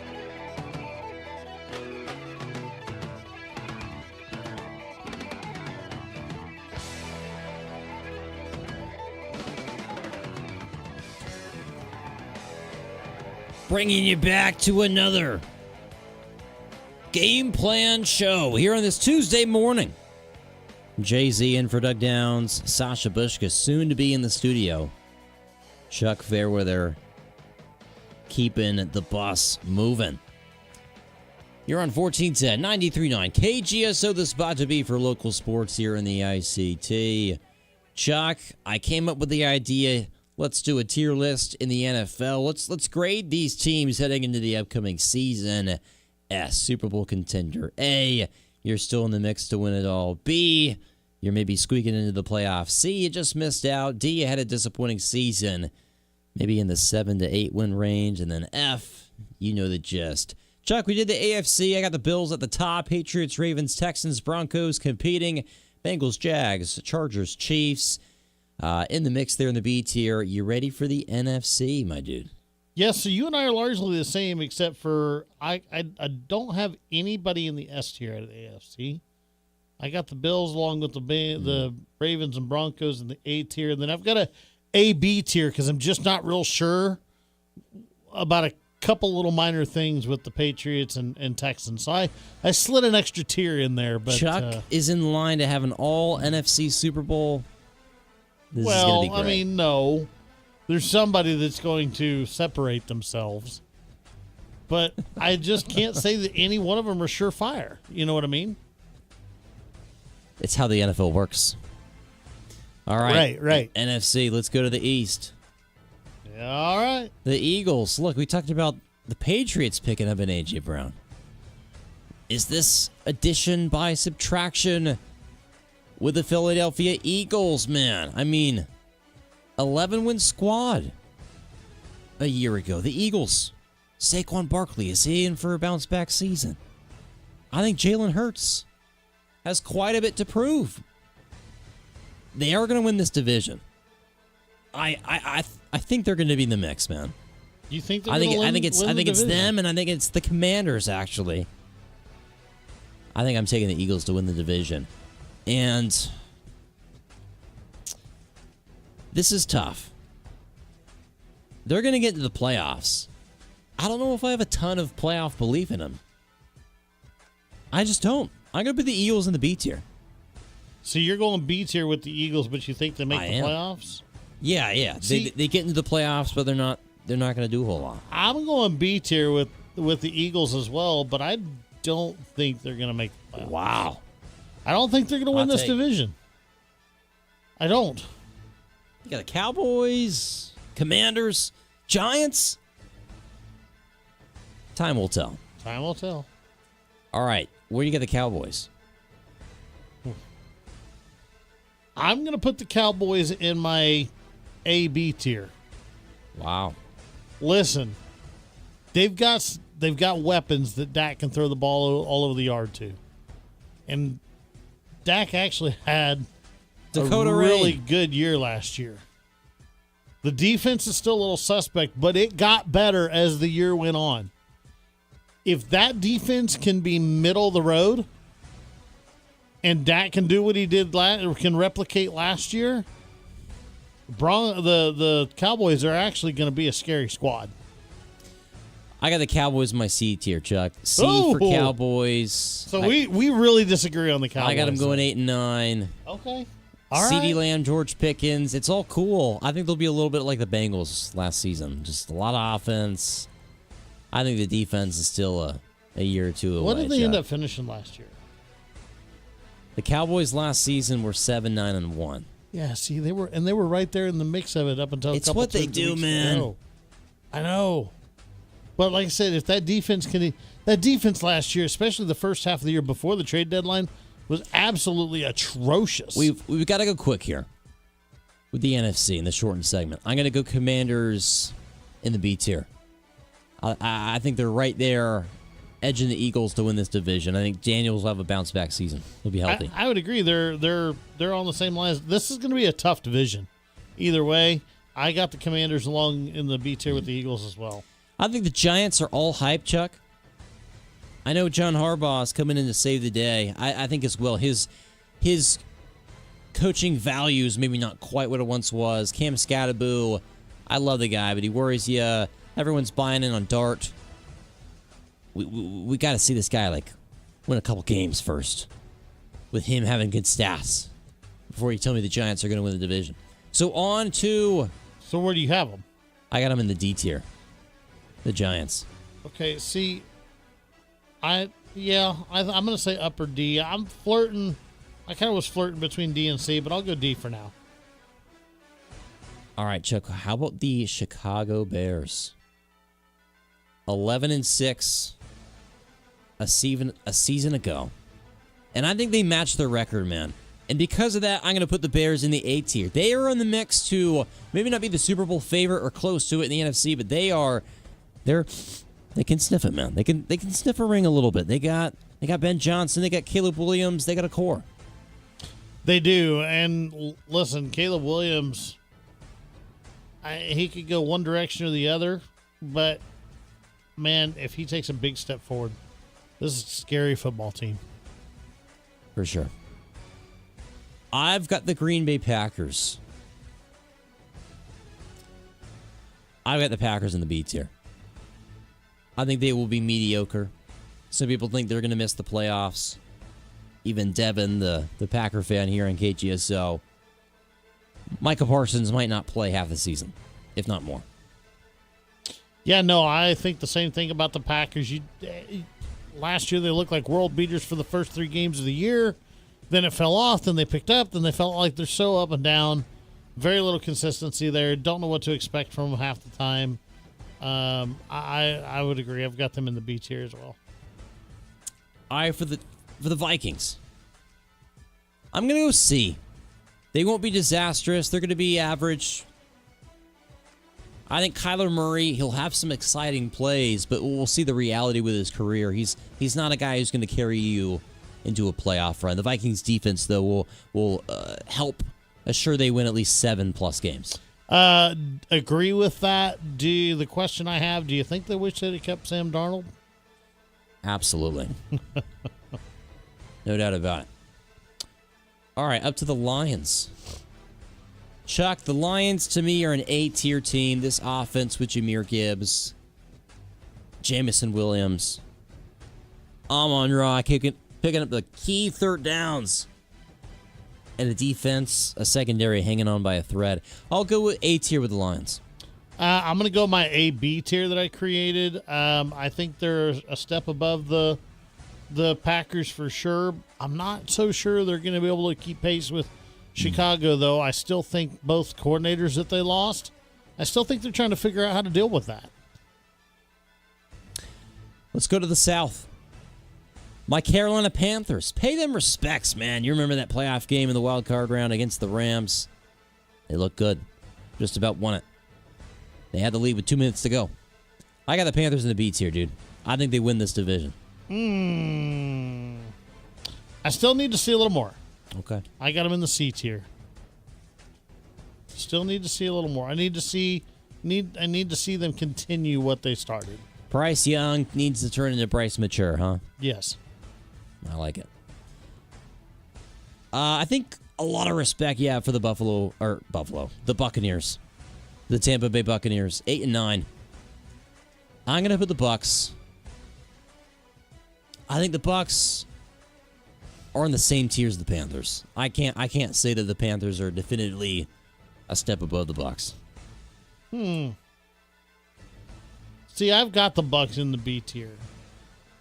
This is a team that has the pieces. If they play well, they can put some wins on the board. Bucky Irving. Yeah. Lost Mike Evans. They did lose Mike Evans, but I don't know. I still think that they're a B tier team. Defense with a heartbeat. All right, what is going to go down in the ATL? Tua Tagovailoa battling for a quarterback spot with Michael Penix Jr. I think the Falcons still cannot get right, man. There is a curse there in Atlanta, Georgia. Ever since they built the new stadium, they have yet to host a playoff game. That stadium has hosted everything else under the sun but a Falcons home playoff game. Chuck, to that, I have the Falcons in the D tier. Oh, I've got them in the C tier only because they've got a great roster other than the quarterback spot. Like, if they can figure out the quarterback spot, this could be a good football team.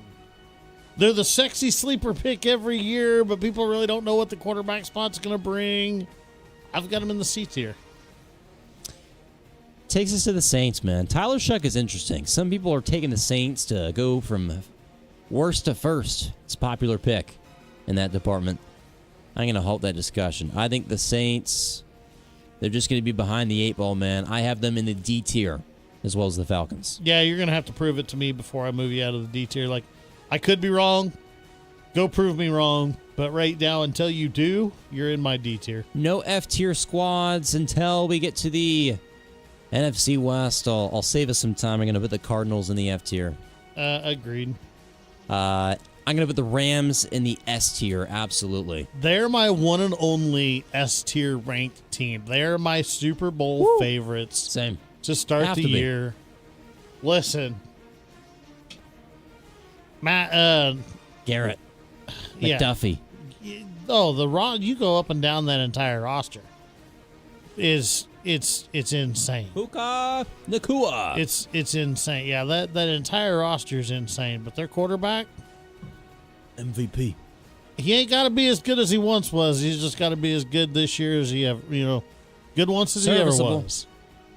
Like, yeah, this is a Super Bowl winning capable squad. I have a lot of respect for Seattle. I think Seattle's going to take a step back, man. I think losing Kenneth Walker, it's just the year in, year out reality of the NFL here in this league. You maybe kind of take your foot off the gas pedal a little bit.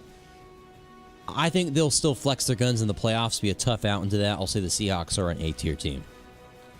Yeah, I would go A-tier as well. I mean, defending Super Bowl champions, that you've got to give them some clout there. A lot of returning pieces.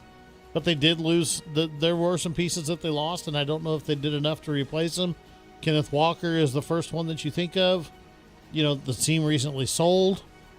Yeah. How does that affect, what kind of effect does that have internally? So I think they're A-tier, but it wouldn't surprise me if they slip down the hill a little bit from there. Takes us to the land of San Francisco. Christian McCaffrey. How are both Achilles? Are they fresh? Brock Purdy. I think we're past the is Brock Purdy legit or not discussion. I think he's proved his worth a little bit. Although he's not a top 10 quarterback in this moment of time. The Niners, though, if they stay healthy, Fred Warner, I mean. Look, man.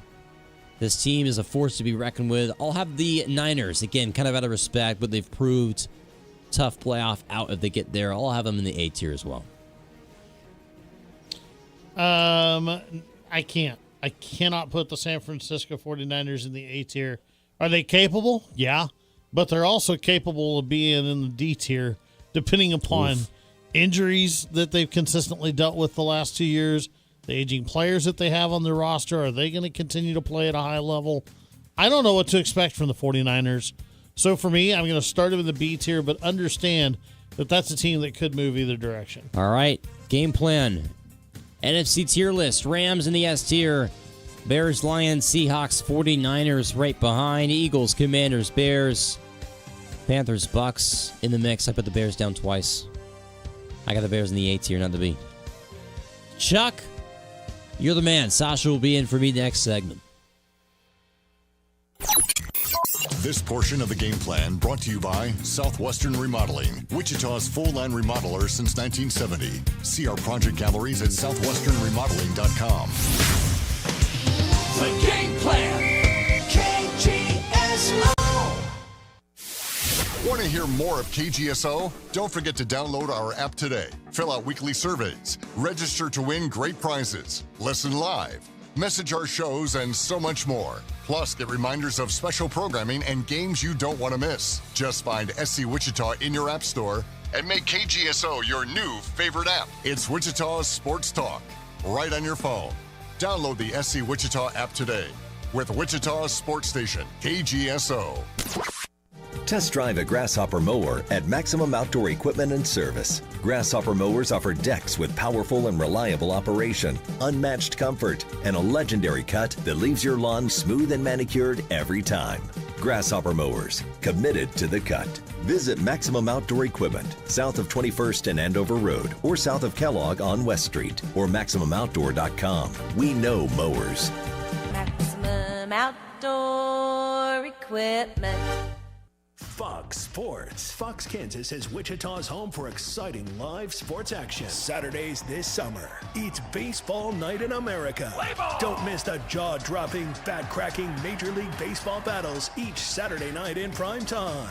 And whether it's the basketball tournament, IndyCar, NICS racing, or Live Golf, summer Sundays are packed with exciting sports action each and every weekend.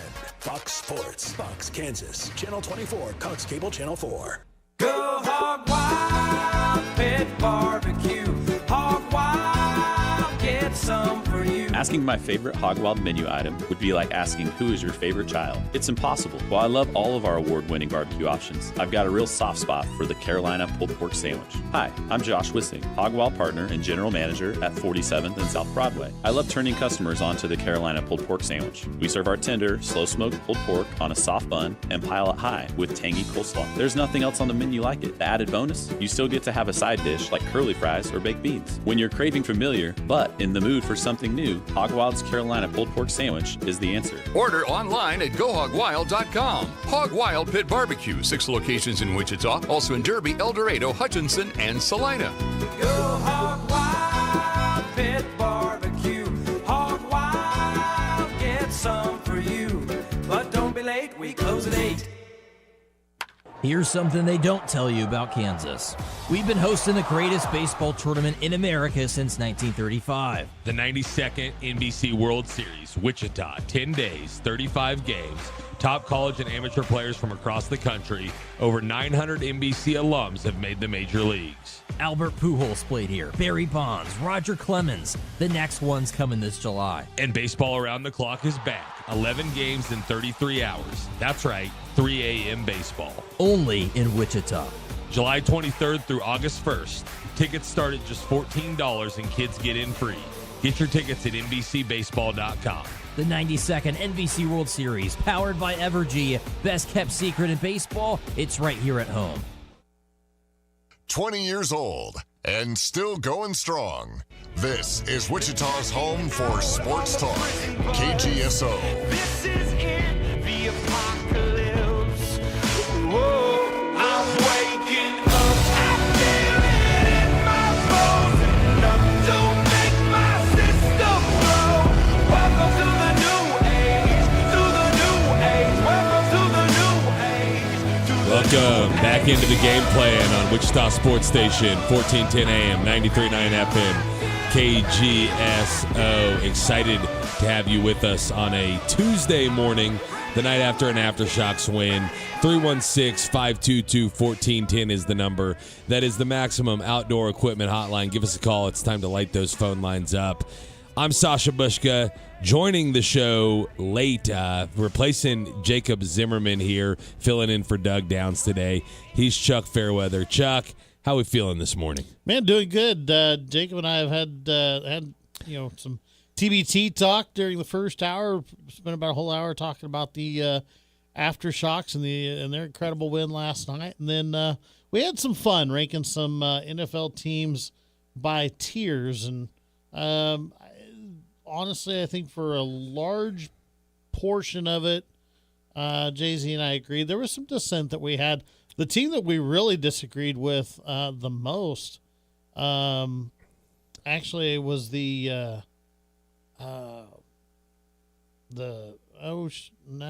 forget. Was it an AFC or an NFC team? The Cowboys? Yes, it was the Cowboys. Yeah, Cowboys. Jay-Z's got them as a C. He's got them as a C. I have the Cowboys as like a fringe. I created an additional tier like in between A and B, like A/B is what I called it, just because I'm very creative naming. Yeah, creative naming. Basically, a separate tier for every team. Yeah, yeah. There's 16 teams, so there is 16 letters in the alphabet, so you can just keep going down. Yeah. I got real creative on my. But you know what they call that, Chuck? They call that a ranking. You just list them 1 to 16. Yeah. I've got 4 teams in that tier. Teams that they have big question marks, but I think they could potentially really be really, really, really good. For the Cowboys, my thought process on that was, look, that defense got better as the year went on. If that defense can be middle of the road and that offense can be the same thing that it was last year, Cowboys could actually be really scary. Yeah, we got a comment on Facebook from Devin, who I know is fired up about the Aftershocks win last night, but it's related to what we're talking about. He says Dak might win MVP, low key. Is that what the kids say now? Low key after they say something ridiculous. But hey, it's true. Dak puts up big numbers. I think the Cowboys are going to have to win 11 or 12 games for him to be in the MVP conversation. And if they're not trailing in every game like they were last year, and their defense isn't awful, then he's not going to put up the same numbers he has in the past. So I think like both those things have to be true for Dak to win MVP. Is he has the numbers and the wins. So I don't see it, but obviously he'll be in that fringe tier of guys who could win it. There's only 32 quarterbacks, and only quarterbacks can win MVP, so he'll at least have a chance. Well, Listen, I'm looking at Jay-Z's tier list. It's sitting right here in front of me, and I heard you guys a little bit from across the whole last segment, but I couldn't hear everything. But I see some glaring problems. First of all, NFC, like I'm actually kind of fine with this NFC. Rams in the Super Bowl tier. I think it's fair to call, or the S tier. I think it's fair to call the Rams the favorite at this point. Although, sorry to interrupt you, but the hard break surprised us last time. So make sure you got your. Oh yeah, turn these guys up. Yeah, good call. Just to make sure. Good call. Yeah, it's quick. It comes up on you. Listen, if you have to put somebody in a tier by themselves, I'm fine with doing the Rams. I wouldn't put them in a tier by themselves. But if you're going to have that S tier, I'm fine with that. I'd lump him in with these teams he has in the A tier, like the Bears, Lions, Seahawks. But that's fine.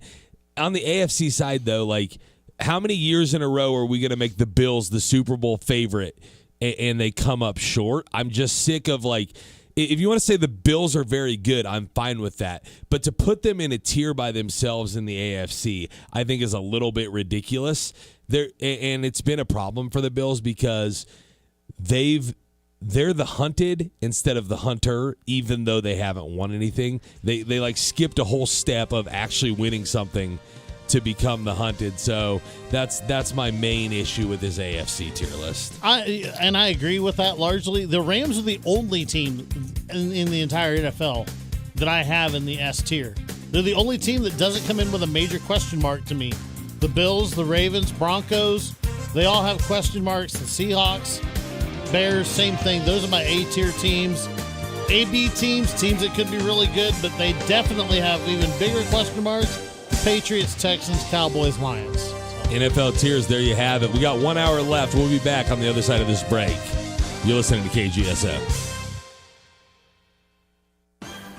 Your latest news on KGSO. From the news desk, I'm Andy Hoosier. Primary season is officially here across the state of Kansas as early in-person voting officially began in Sedgwick County this week for the primary season, as there are right now 3 different early voting sites across Sedgwick County that are open from 8 a.m. to 5 p.m. all week long, where you can cast your ballots at any of the 3 locations, including the Sedgwick County Election Office in Northeast Wichita, the Sedgwick County Extension Office, and the Advanced Learning Library in the Delano area. According to the Election Office for Sedgwick County, they say you can also mail in or drop your ballots in one of the drop boxes in the area. If you're going to use the postal system, I highly suggest you fill it out promptly and get it back to us. Otherwise, I would recommend using one of our 17 ballot drop boxes located across Sedgwick County. The 3 early voting locations will remain open all week long, with nearly 20 additional satellite voting locations that are scheduled to open starting on Tuesday next week, ahead of the August 4th primary date. At the same time, for more information on what may be on the ballot, you can go to the sedgwickcounty.gov website for more information. The news on KGSO is brought to you by Truck Stuff. Whether it's your camper, trailer, or both that need hauling, Truck Stuff has you covered. Online at truckstuffks.com or call 316-264-1908. The Aftershocks are off to a good start in the TVT tournament. They rolled up the Enchantment last night, 98-77 in Game 1. Game number 2 will come up Thursday. This is a best 2 out of 3 series, with the winners moving on, the losers going home. The Kansas City Royals get a win last night against the San Francisco Giants 4-3. Those 2 teams will play again tonight at 6:40 at the K. The Wind Surge open a series tonight at Equity Bank Park against Midland. That's sports. I'm Doug Downs. Sports Report brought to you by Burwell Construction. Decks, pergolas, patio covers, roofing, siding, windows, guttering, and more. 316-794-3430. We're online at burwellconstruction.com. Temperatures may be climbing outside, but the prices are dropping in Rusty Eck Ford. Get $8,000 off MSRP on the 2026 Escape Hybrid. Buy for just $28,895. That's great gas mileage and pricing. The Escape Active is $6,200 off MSRP and starts as low as $27,975. Plus, these come with 2 years maintenance on us. Visit rustyeckford.com. Family owned for over 70 years and simply the best place to buy. See dealer for details. Windsurge Baseball is back at Equity Bank Park all week long, and there's something special every night. Tuesday, take advantage of 2 for Tuesday. Wednesday brings Wet Nose Wednesday. Thursday is Turbo Tubs. Friday, Feel the Force. It's Star Wars night at the ballpark. Saturday, beat the heat with Christmas in July. And Sunday, wrap it all up with Sunday Family Fun Day. 6 incredible nights, 1 amazing ballpark. Get your tickets now, only at windsurge.com. It's towing season, so that means it's time to come see the experts at Truck Stuff. Whether you're needing a hitch, a gooseneck or bumper pull, a brake controller, or airbags to level the ride, we've got you covered. We'll guide you on what suits your vehicle best so that you can have a safe and enjoyable trip. Whether you want to install it yourself or have our professional installers do it here, we thank you for shopping local at Truck Stuff at their corner of Central and Washington. Tricked out, check us out, Truck Stuff. Every 36 seconds, a vehicle is stolen in the United States. You have the power to protect your car. Remove your valuables, roll up your windows completely, and always lock your doors and take your keys or fob. If you know something about a vehicle theft, call us at 1-800-TEL-NICB. This is Wichita's sports station, K230BY, 93.9 FM, 1410 AM, and 99.7 HD3. KGSO, Belle Plaine, Wichita. KGSO. Lots of sunshine to start you off today in and around Wichita and across south central Kansas this afternoon. Heating up again. Headed for that 100-degree mark. You factor in the humidity, it could feel above 105. Wind out of the northeast 5 to 15, gusts to about 20. Overnight tonight, we are clear. We're quiet. Lows dropping to 74 by morning. For you today on Wednesday, some heat relief. Finally, thanks to a little cold front coming through, a high right around 91. In the Cake First Alert Weather Center, I'm meteorologist Frank Waugh. At 8 o'clock, it's currently 88 degrees. Broadcasting live from the KGSO studios in West Wichita. This is The Game Plan on Wichita's sports station, KGSO.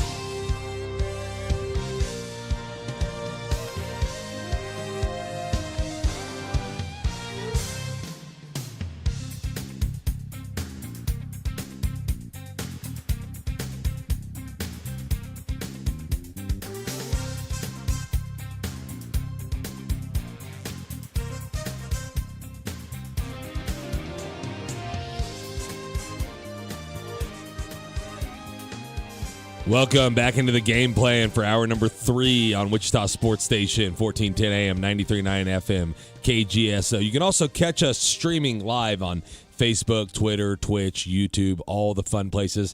And check out the SC Wichita app. It's got everything you want there. Favorite KGSO is your favorite station. You can also listen to Hank FM 99.7. You can listen to La Raza 102.5 and News Talk KQAM 1480 AM. It's got all your favorite Steckline communication stations in Wichita sitting there. The Maximum Outdoor Equipment hotline is open.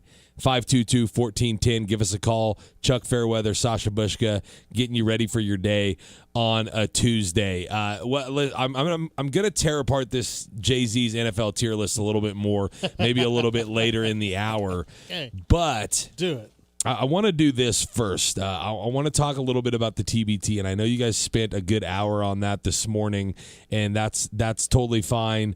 I'm going to take it from a little bit different angle. I'm sure you guys broke down the game ad nauseum, but I'd love to get some of the callers' opinions on this. I saw a tweet this morning as I was looking around, looking for topics for the show, and I don't remember who tweeted it or exact wording, but I'll paraphrase. Basically, it was like, in the past, the TBT replicated the excitement of March Madness, right? It was like a little mini March Madness in the summer with the 64 teams, single elimination, and I think people really enjoyed that, and it caught the attention of a lot of America. And they basically said you took March Madness and made it into the NBA playoffs, which I think from sports fans' accounts would not be a good thing. Basically, they're saying by going to 14 teams, by doing series, they maybe eliminated some of the luster of TBT. What say you about that, Chuck Fairweather? Man, I don't know that I necessarily disagree, other than the fact that you've got to wonder if maybe these teams were vetted a little bit more, and being at 14 teams, is the talent level better? I think the talent level is probably a little bit better because you've had a lot of teams in this tournament, and now you go down to 14. They're all going to be able to pick up players who've played in the tournament in the past. And the reality is your odds of winning $2 million, it was $1 million in the past, it's $2 million now, are a lot higher with only 14 teams, right? And so that gives you a little bit better chance. But they did also, I think, significantly up the entry fee to create this 14-team bracket. And I think so some teams just went by the wayside. And also, yes, not everybody was going to be able to win the tournament in the past, but you'd have it just like the NCAA tournament where you had kind of like maybe 8 to 10 teams that were capable of winning it, but they had to not get picked off early. They had the single elimination nature. Like, I found myself last night a little bit underwhelmed by the fact that, hey, they're going to win this game, but they still got to win another one to even get to the next round. They're not advancing. And so they have that 2 out of 3 now. And I wonder, maybe the crowd will be a little bit better on Thursday. The crowd was great last night, by the way. And I didn't see the official attendance numbers, but the crowd was great. But I think it'll tick up on Thursday, knowing that they have a chance to clinch and go to the next round. So I think that there's some pros and cons to both sides of it. Yeah. The pro is maybe the talent level ticks up. You get more of the better players on these 14 teams. There's less flukiness. You're more likely to get the best team to win it all. But the cons is you lose some of that excitement of a single elimination format, of the chance for upsets, and just kind of the NCAA tournament nature of the tournament. Yeah, I don't know. I think let's get through this year. Mm-hmm. See how the tournament goes. See what the how it's supported, and then maybe kind of round back and figure out. Yeah. Okay, did this work? Did it not? Do we need something in between? Do we need to go back to 64? Like, let's see how this goes, and then let's make our decision based off of kind of the overall after. Yeah. Yeah, that's fair. That's fair. I do think I like the fact that they split out the alumni teams and the non-alumni teams, but they kind of hamstrung the alumni teams a little bit by saying you have to have a certain number of alumni on your team. The number was 6. And I think that's fair, right, to call yourself an alumni team. A bunch of the players should have played at your school, so Wichita State did that. But I do wonder, maybe those 6 non-alumni teams that are playing out in Vegas, I wonder if that's where the favorite's going to come from when it gets down to the championship game and they cross over, because they have this whole pool of TBT players to choose from. That may have, their team may not be in it any longer, and they can get anyone they want. And so I wonder how good those teams are going to look coming out of the other side. There's 6 of them, and I can pull up the names of them here later on, but they kind of have free reign to get anyone they want. The difference for the Aftershocks in this tournament is the chemistry, though. It's the fact that they've played together for 7 or 8 years now, and they've had a lot of the same core, and a lot of these guys played together in college, but even if they didn't, they've played. Look, that was Connor Frankamp's 24th TBT game last night. Mm-hmm. That's like a whole college season worth of TBT games with Rashard Kelly and Marcus McDuffie, and now, and they played 6 last year, right? And I think 8 of the guys that are on the team this year are from last year's team, and that's a big difference, because this was the 5th appearance in the TBT for the New Mexico for the Enchantment team, but they had only played 7 games ever in the history of the tournament. They were 3-4 in their history. And so these Aftershocks players, it didn't look like a glorified pickup game. It looked like a basketball team versus a pickup team, and that's why they dominated in the win last night. Yeah, that was evident from the start. You could tell that this team had played together. They looked like a team that had continuity, that knew what they were doing, knew where guys were going to be. This did not look like a basketball team that just got together, for the first time this year a few days ago. Yeah, and drawing. Excuse me, I'm sorry. No, go ahead. Drawing off of that past experience. Now, I told JC this morning the one area where I was a little bit nervous, especially through the first half, was 3-point shooting. They couldn't hit a 3-point shot for the majority of the first half. If they had tried to buy one, they couldn't get it. But Keene all of a sudden rails off, 3 or 4 of them right there at the end of the half, and then the second half they just start falling. So that was good to see. Defensively, reminds you of the old Greg Marshall teams, honestly. I mean, just suffocating defense to the point where, I made this point earlier this morning. At one point, the Enchantment didn't score for nearly a whole quarter's worth of time.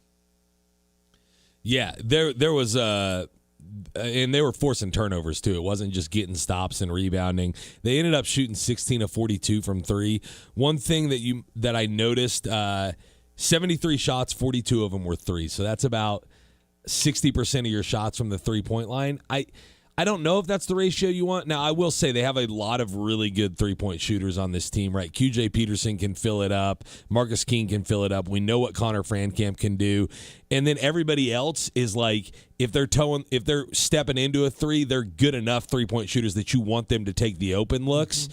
They got 3 guys that you want to really hunt them, and everybody else you want them to take the open looks, with the exception of Morris Udeze and Marcus Santos Silva. Everybody can knock down a 3 on this roster, and I was impressed with Corey Washington.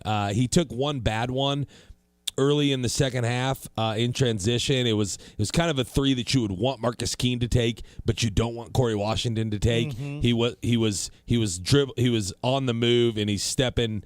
He's kind of off balance. But then later in the game, he got, I think, 3 step-in 3-point shots where he's towing the line, and he's got a good opportunity for it. And he ended up shooting 3 of 6 from 3, and all 3 that he made looked really pure. And I was impressed with the improvement of his game from 2 years ago. But they've got kind of everything, all of the prerequisites. I do wonder, Nike Sabande, I don't think they're going to miss his shooting, right? His 3-point shooting. But they might miss just his overall athleticism as a guard. If you run into a team that has another guard that can really fill it up, and you want to put a stopper on him defensively, or if you need help on the boards where the guards come down and rebound, or an electrifying play, they might miss that a little bit. But I think they found a pretty good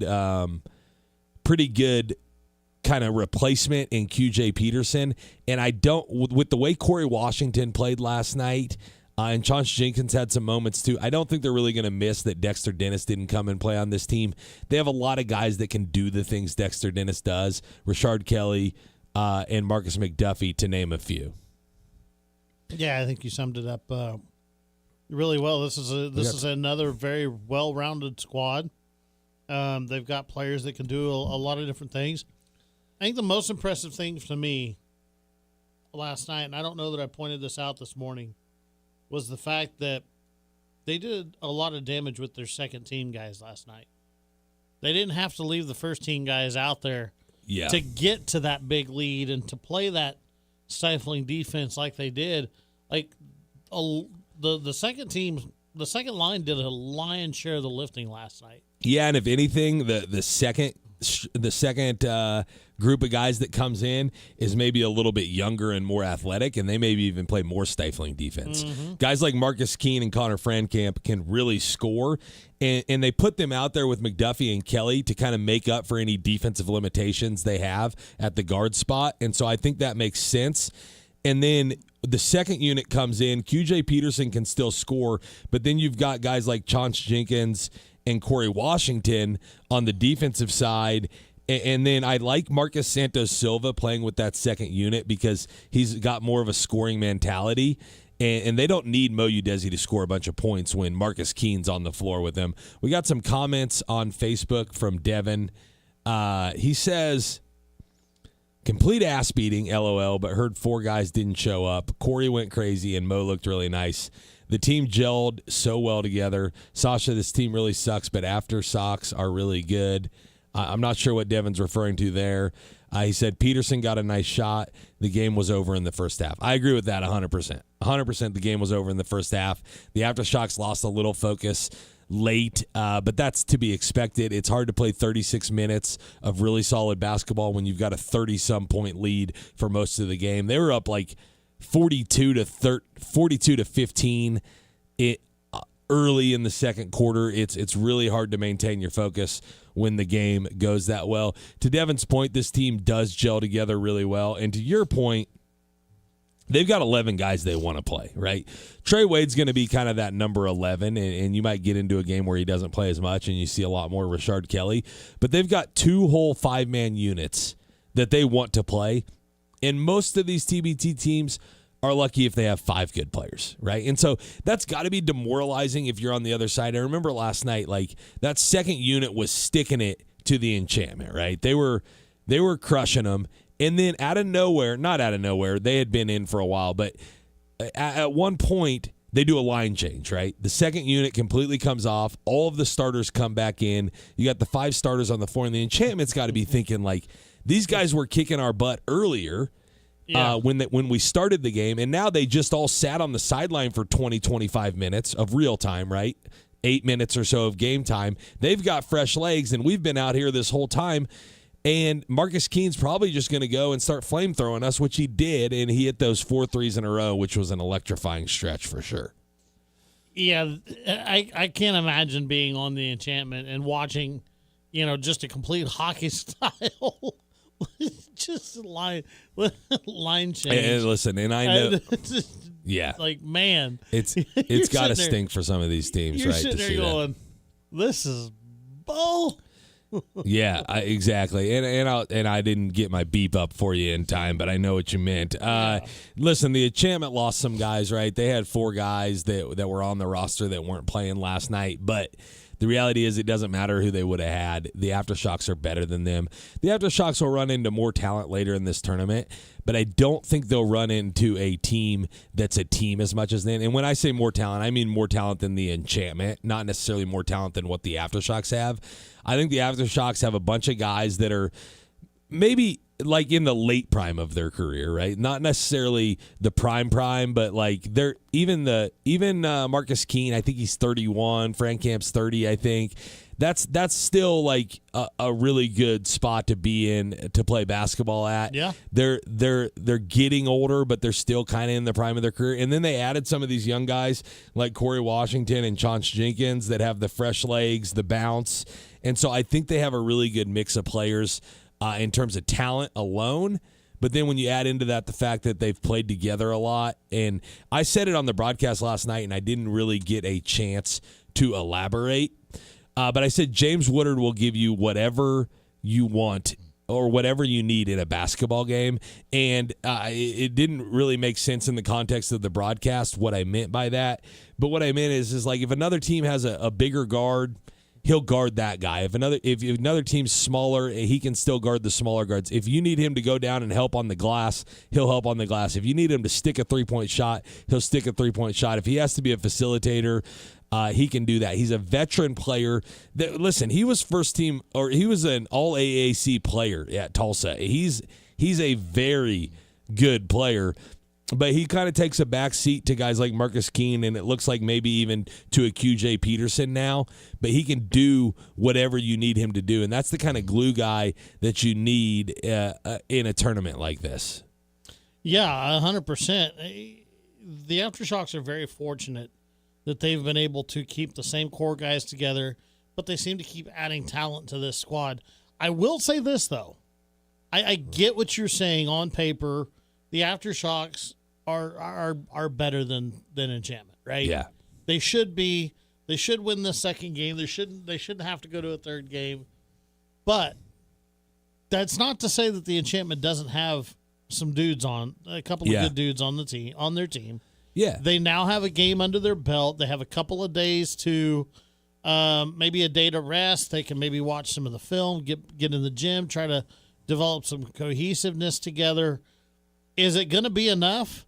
It shouldn't. But if the Aftershocks get too comfortable and overlook them, then that's when the Enchantment could cause a problem. Yeah. So don't overlook them. Finish the job at hand, and then let's move on. I agree with that, right? And they may have given them a little confidence in that fourth quarter. They scored 40 points in the fourth quarter. They only had 77 points in the game, so they scored more than half of their points in the fourth quarter, and the defense let up, and maybe they gave them a little confidence. But even in the midst of them scoring all of those points, I think the Aftershocks kind of stopped playing defense. The Aftershocks still scored themselves 29 in the fourth quarter, so they were still moving the ball on offense and still getting good looks. They just kind of let their foot off the gas defensively and started turning the ball over a little bit, which gave the Enchantment some easier looks at the bucket. But I anticipate that the Aftershocks will come out rejuvenated on Thursday and put their foot on their neck early. You got to hope that, because you don't want to get into a close game with that Elam ending. The only kind of thing that bothers me about them playing such an overmatched opponent in this first game is that they're not going to get practice in those Elam ending pressure situations, right? Last night, it was just like get 8 points and get out of there. They were up 30 going into the Elam ending, and you could see that mentality. And when you get into a game that's maybe a 1 or 2 point, a 4 point game, and you get to that Elam ending, you need to figure out, how can I get 8 points in the most efficient way possible? Because last night, the Enchantment, I think, scored maybe 16 during the Elam ending. If that's a close game, you're in trouble. And so maybe they get into a close game on Thursday. I don't anticipate they do, but that's something I'd watch out for, is how they respond in the Elam ending moving forward. But that said, it goes back to the experience of playing in this tournament. They've been in a lot of Elam endings before. They know what they're doing there if they get into a close game. And I'll double down on this too. I know people get enamored with the names on JHX Hoops and Purple Rain, right? Because you've got guys who played in the NBA and things like that. Neither of those teams are as good as the Aftershocks, and I don't think it's particularly close. Neither of those teams have the talent of the Aftershocks in terms of really good basketball players that are still kind of in the prime of their career, or the chemistry, the camaraderie, the swagger of having won a championship last year.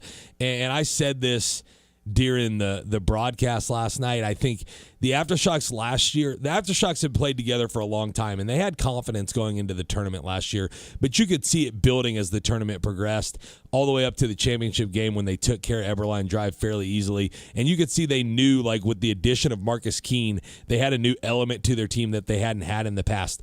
Well, this year's a whole different ballgame. I think they came into it saying, we're the damn defending champs. Nobody can hold a candle to us because we're the defending champs. We won this tournament last year, and we're going to win it again. And you could see the confidence oozing off the team. So that was a lot of fun to see last night, and I hope it just continues to build as the tournament progresses. But it was a great time in Koch Arena last night, and I hope to see more of it in the days to come. Get out to the Roundhouse on Thursday in Koch Arena, and then whether it's Purple Rain or JHX Hoops, I'd love to see maybe a sellout crowd in Koch Arena when they come down. That game will be tonight. So that's a lot of TBT talk. I'm sure some of those points were made by Jay-Z earlier, but I had to get it out myself because I had a great time in Koch Arena last night. On the other side of the break, we'll keep talking about TBT, maybe tear apart this tier list for the NFL. It could be anything. Give us a call, 522-1410. We'll be right back.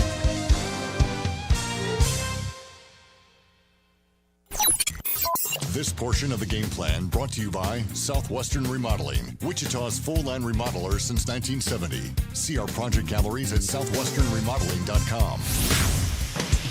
The Game Plan, KGSO. The NBC Baseball World Series is back, and your home for all the primetime games is right here on Wichita's sports station, KGSO. From the first pitch to the championship game, KGSO is your home for all your favorite Kansas teams and primetime games. Enjoy the best collegiate players from around the country as they gather for the annual NBC Baseball World Series. And it's right here on KGSO. Brought to you by the Mark May Allstate Insurance Agency and Pride Egg Ace Hardware of Mays. When it comes to maintaining a pool, it can cost you a lot of time and money. Don't fall for the gimmicks on the internet. Trust the experts at Good Pool and Spa, like Daniel. One thing I've really appreciated about the guys here at Good Pool is they've only suggested things that we need. They're not trying to upsell you on stuff necessarily. They're not trying to give you products that you may not need. They're very step by step. Skip the guesswork and trust the local experts at Good Pool and Spa. From chemicals and equipment to service and repairs. Good Pool and Spa, just west of West Street on Central. Here's something they don't tell you about Kansas. We've been hosting the greatest baseball tournament in America since 1935. The 92nd NBC World Series, Wichita, 10 days, 35 games, top college and amateur players from across the country. Over 900 NBC alums have made the major leagues. Albert Pujols played here, Barry Bonds, Roger Clemens. The next one's coming this July. And baseball around the clock is back. 11 games in 33 hours. That's right, 3 a.m. baseball. Only in Wichita. July 23rd through August 1st. Tickets start at just $14 and kids get in free. Get your tickets at NBCBaseball.com. The 92nd NBC World Series, powered by Evergy. Best kept secret in baseball, it's right here at home. Hi, this is Blake Davis with Davis Liquor Outlet. We're so proud to still be serving Wichita after 50 years and 3 generations. Let us be your local one-stop shop for adult beverages and more. Whether you're looking for wine and beer, your favorite spirit, or snacks, party supplies, and more, we've got what you need. And don't forget all the ways you can save. Score 20% off wine and liquor when you buy by the case. Seniors, veterans, and active military can save 10% every day. Davis Liquor Outlet, each store independently owned and operated. Neighborhood locations with superstore pricing. It's towing season, so that means it's time to come see the experts at Truck Stuff. Whether you're needing a hitch, a gooseneck or bumper pull, a brake controller, or airbags to level the ride, we've got you covered. We'll guide you on what suits your vehicle best so that you can have a safe and enjoyable trip. Whether you want to install it yourself or have our professional installers do it here, we thank you for shopping local at Truck Stuff at their corner of Central and Washington. Tricked out, check us out, Truck Stuff. It's time for you to crave a taco with a touch of tradition. Taco Pronto is family owned and has been operating for nearly 55 years. Taco Pronto makes all their food in-house from scratch using the freshest ingredients at prices that you can't beat. So come on in and take advantage today at Taco Pronto's daily specials to spice up your lunch, or grab a 12-pack of corn tacos for $11.99 for a quick dinner. Taco Pronto, 8385 West 21st Street North, and taste the difference for yourself and order online at TacoProntoWichita.com.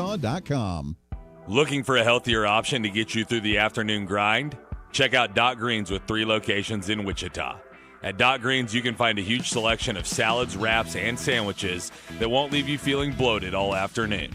With the freshest ingredients, you know you'll always feel great after a lunch or dinner at Doc Greens. Check them out at Central and Hillside or at the Waterfront and Newmarket Square.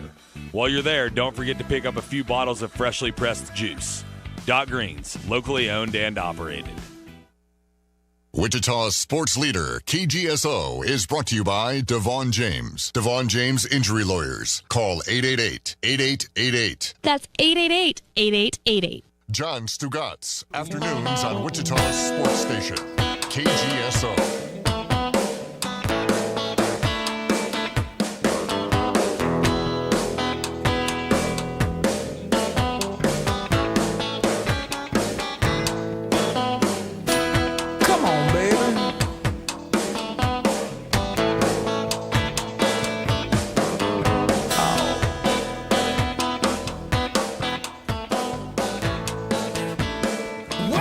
Welcome back into the game playing on Wichita Sports Station, KGSO. It's a beautiful Tuesday morning. Tuesday, one of the greatest days of the week. Give us a call, 316-522-1410. That is the Maximum Outdoor Equipment Hotline. Chuck, where do you, you don't have to give your full rankings right now, but where do you put Tuesday on days of the week? You probably towards the bottom. That's what most people do. Well, actually, honestly, for me, it's probably worst to first. I mean, Monday, right? I mean, just because Monday going to be Monday, right? Somebody's got a case of the Mondays, yeah. That's going to be worst. I think unless it's a rare, race day Thursday, which is usually a couple times a year for us, but not very often. Usually Thursday, for me, I think is probably next on the list, just because I look forward to the weekend and race day so much just during the summer. I just want Thursday to be over so Friday race day can get here. All right. So for me, it's Monday, Thursday, then probably Tuesday, Wednesday. Okay. And then, at the end of that, the best days are Friday, Saturday. Yeah. Sundays. Sunday's right beneath Friday because it's like that rest day. All right. I got more than I bargained for there. I got the full list. You there did. you go. Sorry. I knew that would happen. It's okay. I started it. I'm that kind of guy. It's something I've always said ever since I've been on the radio. Tuesday, not the greatest day of the week, but one of the greatest days of the week. I love Tuesdays. Anyways, I've got some news on the real shockers here. We've talked a lot about the aftershocks. We've done some NFL tier rankings. We're getting it going there. Jim says, okay, Garfield. I don't know what that means, but you can elaborate, Jim, on Facebook. Anyone can drop us a comment as we go through it here. But there was a tweet yesterday from a Marcus Sloan.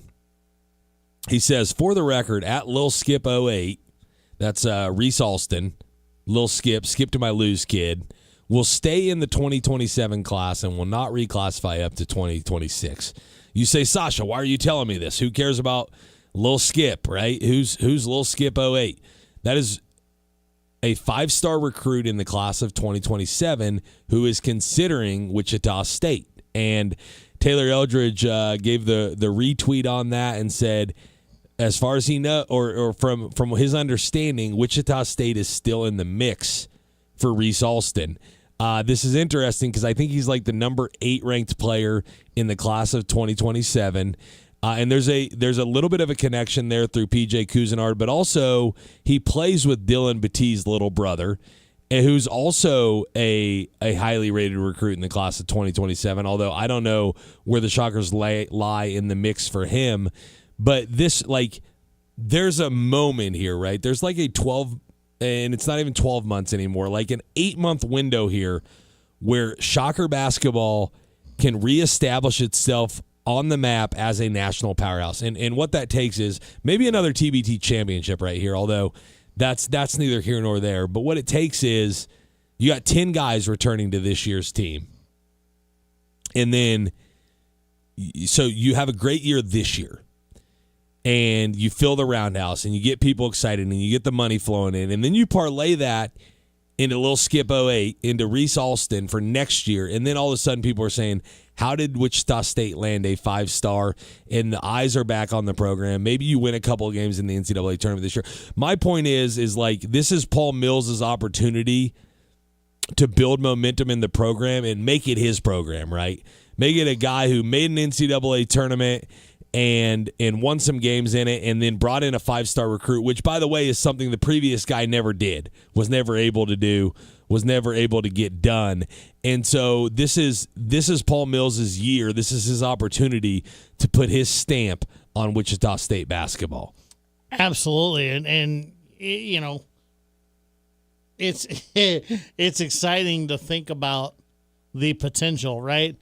I want to take a step back. I mean, this year's squad is already enough to be excited about. Yeah. Like, I didn't know this. So Jay-Z had mentioned when we were talking about the Aftershocks win this morning, he mentioned that apparently there was a scrimmage between the Aftershocks and the current WSU Shocker squad over the weekend. And the current squad actually apparently won that scrimmage. Yeah, that's going around. I don't know how much of that is public knowledge. It was a close scrimmage, but current squad definitely held their own. I'm sure of that. If that's the case, that's certainly encouraging, isn't it? Because it's not like these Aftershocks players are just a collection of you know, nobodies or has-beens. I mean, these are guys that still play basketball at a fairly high level. Yeah, Some they're all still playing professional overseas, basketball, right? You might actually, like, the one thing that the current Shockers should have is like younger legs, fresher legs. But in terms of how to play the game, these guys are professionals, and I've always been of the opinion when I watch the Aftershocks and I watch the individual players, I always feel like they've gotten better since they were in college. Yeah. And so that's a good sign if there was and the 5 players on the floor for WSU in the scrimmage, according to Taylor Eldridge, to start things off, were Jordan Friesen, Jahari Long, Bryce Hurd, Dylan Bettee, and Will Berg. One thing that was coming out of it, and you can see from the tweets and stuff, is that Dylan Bettee is a dog, right? He's continuing to improve, and we saw that late last year. So the front line should be really good for Shocker basketball this year. So that gives you a lot of excitement for next year in general. Then, you know, this news about some of these recruits and what Paul Mills has, you know, going on the recruiting trail. Yeah, this is absolutely Paul Mills' time to put his stamp on the program. And if you're Paul Mills and you want to separate yourself from, as you phrased it, the other guy or the previous guy. Yeah, I'll just call it the other guy. It's time to move on. If you want to separate yourself from Greg Marshall in this program, this is absolutely your window. Yeah, and I don't even know if it's like separating yourself from, like, Greg Marshall's always going to have a place in Shocker basketball history, right? He led an undefeated team. He led them to a Final Four. They got a 4 seed in 2018. A 1 seed in 2014. They went to the tournament 7 straight. Like, none of that's ever going to be erased. That's always going to exist. That's always going to exist. But what Paul Mills needs to do is, okay, you have the Greg Marshall era. He needs to create the Paul Mills era. Like, this is a separation from that era where Paul Mills puts his stamp, and you can talk about all the great accomplishments Paul Mills has had at the program. And I think this is an inflection point in the program. It started last year when they played really well down the stretch and made it to the finals of the American Athletic Conference tournament. And then he consolidated that by bringing most of that team back. And then he went into the portal and got every single target he wanted, right? Everyone who came on a visit came to so everything's set up, right? He has the guys that he wants in the program. They're his guys. There's no leftovers from Isaac Brown. It's all his guys. He's shown to be really good at retention. So what can you do on the court this year? And if that is win the American Athletic Conference, get a top 8 seed in the NCAA tournament, maybe win a game or two, then nobody's going to worry about what happened under the previous regime. They're going to say, Paul Mills can coach. This is a great team. We're going to support it. And I think the NIL dollars start flowing in at that point, and maybe he can have another great retention year and then go after even higher target guys in the portal. And the 5-for-5 thing has helped him, right? He has some guys that'll be able to return next year that wouldn't have otherwise been able to, Jordan Friesen namely. And so I think it's a really good opportunity for Wichita State basketball to reestablish itself as a great program. Yeah, without a doubt. I don't disagree with you at all. And this is kind of the same thing, maybe a little bit different formula, but it's similar to what Marshall did trying to separate himself from Turgeon at the time. Yeah. Everybody wanted Turgeon to stay. If Turgeon had stayed, we may have never had the great Marshall era. Like different eras, right? But what people forget is it took him about 3 years, right? And Paul Mills is going into his 4th year. They really turned the corner in Marshall's 3rd year, and then they were really good in his 4th, right? And then I think it was his 5th before they actually made the NCAA tournament. And so Paul Mills can be one step ahead of schedule. I will say different eras, different times, right? In those days when a coach left and half the team transferred, there was no portal to go out and replenish the stock with. And if you went out and got transfers, they had to sit a year. And so you're playing with hardly even a Division I basketball team in your first year and maybe even in your second year. And that's what happened to Marshall. But by his 3rd and 4th year, people forgot about Turgeon and said, this is Greg Marshall. I don't think anybody's going to forget about Greg Marshall around here, but you need them to not long for him, I guess would be the way to put it, is like, hey, Greg Marshall era was great. It was fun. We're not going to forget about him. We love those times. But now we have Paul Mills, and this era's fun too, and we love these times too. And that's what Paul Mills needs to establish. And I think he's done everything that he needs to set himself up for that. It just comes down to getting it done on the floor this year, and I think he'll do that. They've improved in wins every year in his 3 years at the helm, and it's been a little bit slower going than what people would want, but I think the program faces a major inflection point, and what reminded me of that is their opportunity to get Reese Alston, a 5-star recruit, in next year's cycle. I don't know if they'll get him. It's not a make or break for the program if they don't, but it's a huge feather in the cap of this coaching staff, and not just Paul Mills, but P.J. Cousinard if they can give him. And P.J. Cousinard, I'll tell you what, man, he has meant a lot to this program on the recruiting trail since he came back, and I loved him as a player. I love that he's giving back to Wichita State now as an assistant coach. Yeah, I couldn't have said it any better myself. Very exciting time right now for the Wichita State program. And I hope they feed off of this TBT tournament success. That's one of the things that, I think it's an underrated tool that Wichita State has. The success that the Aftershocks are having in the TBT tournament, that can be used as a recruiting tool, and should be used as a recruiting tool. Yeah, I agree. Right, and you get some of these. They introduced the current Shockers last night at the game, and it wasn't a packed Coke Arena, but the crowd was loud and they were having fun. And I know I saw the look on some of the new guys' faces, like these fans care this much about this summer basketball tournament. Imagine what it's going to be like if we can get off to a hot start and get the crowd going this season. And I think the guys who have been here, they saw it kind of crescendo throughout the end of last year and started to have some good crowds late in the year. And they saw TBT last year, and they saw 9,000 people in the arena for the championship game. So they kind of knew what to expect. But I think some of the new guys are like, hey, this is really a basketball town. These people really care about what we do on the court. And they're not just going to give it to us, right? We still have to perform. But if we perform, we're going to have a lot of people behind us in this town. And I think that's a pretty exciting place to be if you're a new player to the program. Yeah. Again, like you said, the support that Wichita shows for the TBT team, the recent announcement about, the first round games coming to Wichita, it's going to be very difficult for a recruit not to look at Wichita State and some of the things going on around the program right now as a whole and go, you know what, this school's got it going on. They're all about basketball. Yeah, I'm excited for it. I don't know if you can tell, Chuck, but I could talk about Shocker basketball for 3 straight hours. I really could. I love Shocker basketball. People know me as a Chiefs fan here on KGSO, and I am that. And the Chiefs have done a lot of winning since I've been on the station, so it's been easy to talk about them. But if the Shockers get rolling, there's nothing that excites me more than a really good Shocker basketball team. Chiefs come in a close second, but Wichita State Shockers are kind of where my passion lies. So I'm excited for this upcoming season. I'm excited for the rest of the TBT. We'll close out the show on the other side. You're listening to Wichita Sports Station, KGSO. Stay with us.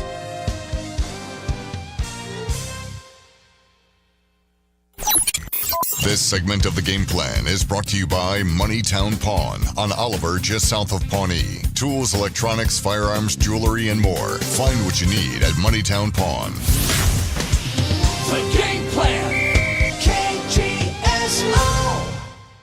The NBC Baseball World Series is back, and your home for all the primetime games is right here on Wichita's sports station, KGSO. From the first pitch to the championship game, KGSO is your home for all your favorite Kansas teams and primetime games. Enjoy the best collegiate players from around the country as they gather for the annual NBC Baseball World Series. And it's right here on KGSO. Brought to you by Doc Green's, Auburn Spirits, and Taco Pronto. Here's something they don't tell you about Kansas. We've been hosting the greatest baseball tournament in America since 1935. The 92nd NBC World Series, Wichita, 10 days, 35 games, top college and amateur players from across the country. Over 900 NBC alums have made the major leagues. Albert Pujols played here, Barry Bonds, Roger Clemens. The next one's coming this July. And baseball around the clock is back. 11 games in 33 hours. That's right, 3 a.m. baseball. Only in Wichita. July 23rd through August 1st. Tickets start at just $14 and kids get in free. Get your tickets at NBCBaseball.com. The 92nd NBC World Series, powered by Evergy. Best kept secret in baseball, it's right here at home. It's time for you to crave a taco with a touch of tradition. Taco Pronto is family owned and has been operating for nearly 55 years. Taco Pronto makes all their food in-house from scratch using the freshest ingredients at prices that you can't beat. So come on in and take advantage today at Taco Pronto's daily specials to spice up your lunch, or grab a 12-pack of corn tacos for $11.99 for a quick dinner. Taco Pronto, 8385 West 21st Street North, and taste the difference for yourself and order online at TacoProntoWichita.com. Fox Sports. Fox Kansas is Wichita's home for exciting live sports action. Saturdays this summer. It's baseball night in America. Don't miss the jaw-dropping, bat-cracking Major League Baseball battles each Saturday night in prime time. And whether it's the basketball tournament, IndyCar, NICS racing, or Live Golf, summer Sundays are packed with exciting sports action each and every weekend. Fox Sports. Fox Kansas. Channel 24. Cox Cable Channel 4. Warm weather is the perfect time to upgrade your outdoor space. Let the experts at Burwell Construction transform your backyard with a beautiful patio cover or pergola designed to add comfort, shade, and style to your home. Imagine relaxing outside, entertaining friends, or enjoying a Kansas sunset without the worry of weather. Quality craftsmanship, dependable service, and outdoor spaces built to last. That's what you get with Burwell Construction. Call today, 794-3430, 316-794-3430, or burwellconstruction.com. Pride Ag Ace Hardware will get you ready for the lake now that summer is officially here. Start with the grill. Whether you need gas, pellet, or flat tops, Pride Ag has it all with top brands like Halo and Napoleon. Whichever one you choose, Meat Church Rubs, exclusively at Ace, will make your meat delicious. With the meat on the grill, keep your drinks cool with Yeti cooler and cups, and entertain the whole party with the Turtle Box speaker. Get everything you need to have fun at the lake this summer at Pride Ag Ace Hardware in Mays, 5204 North Mays Road. Play games, win prizes, set reminders, and listen to your favorite KGSO shows by downloading our app today.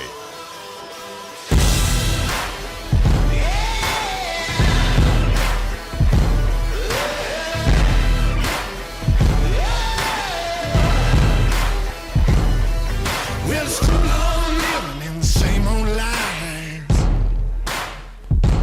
I feel too cold to live, too young to die.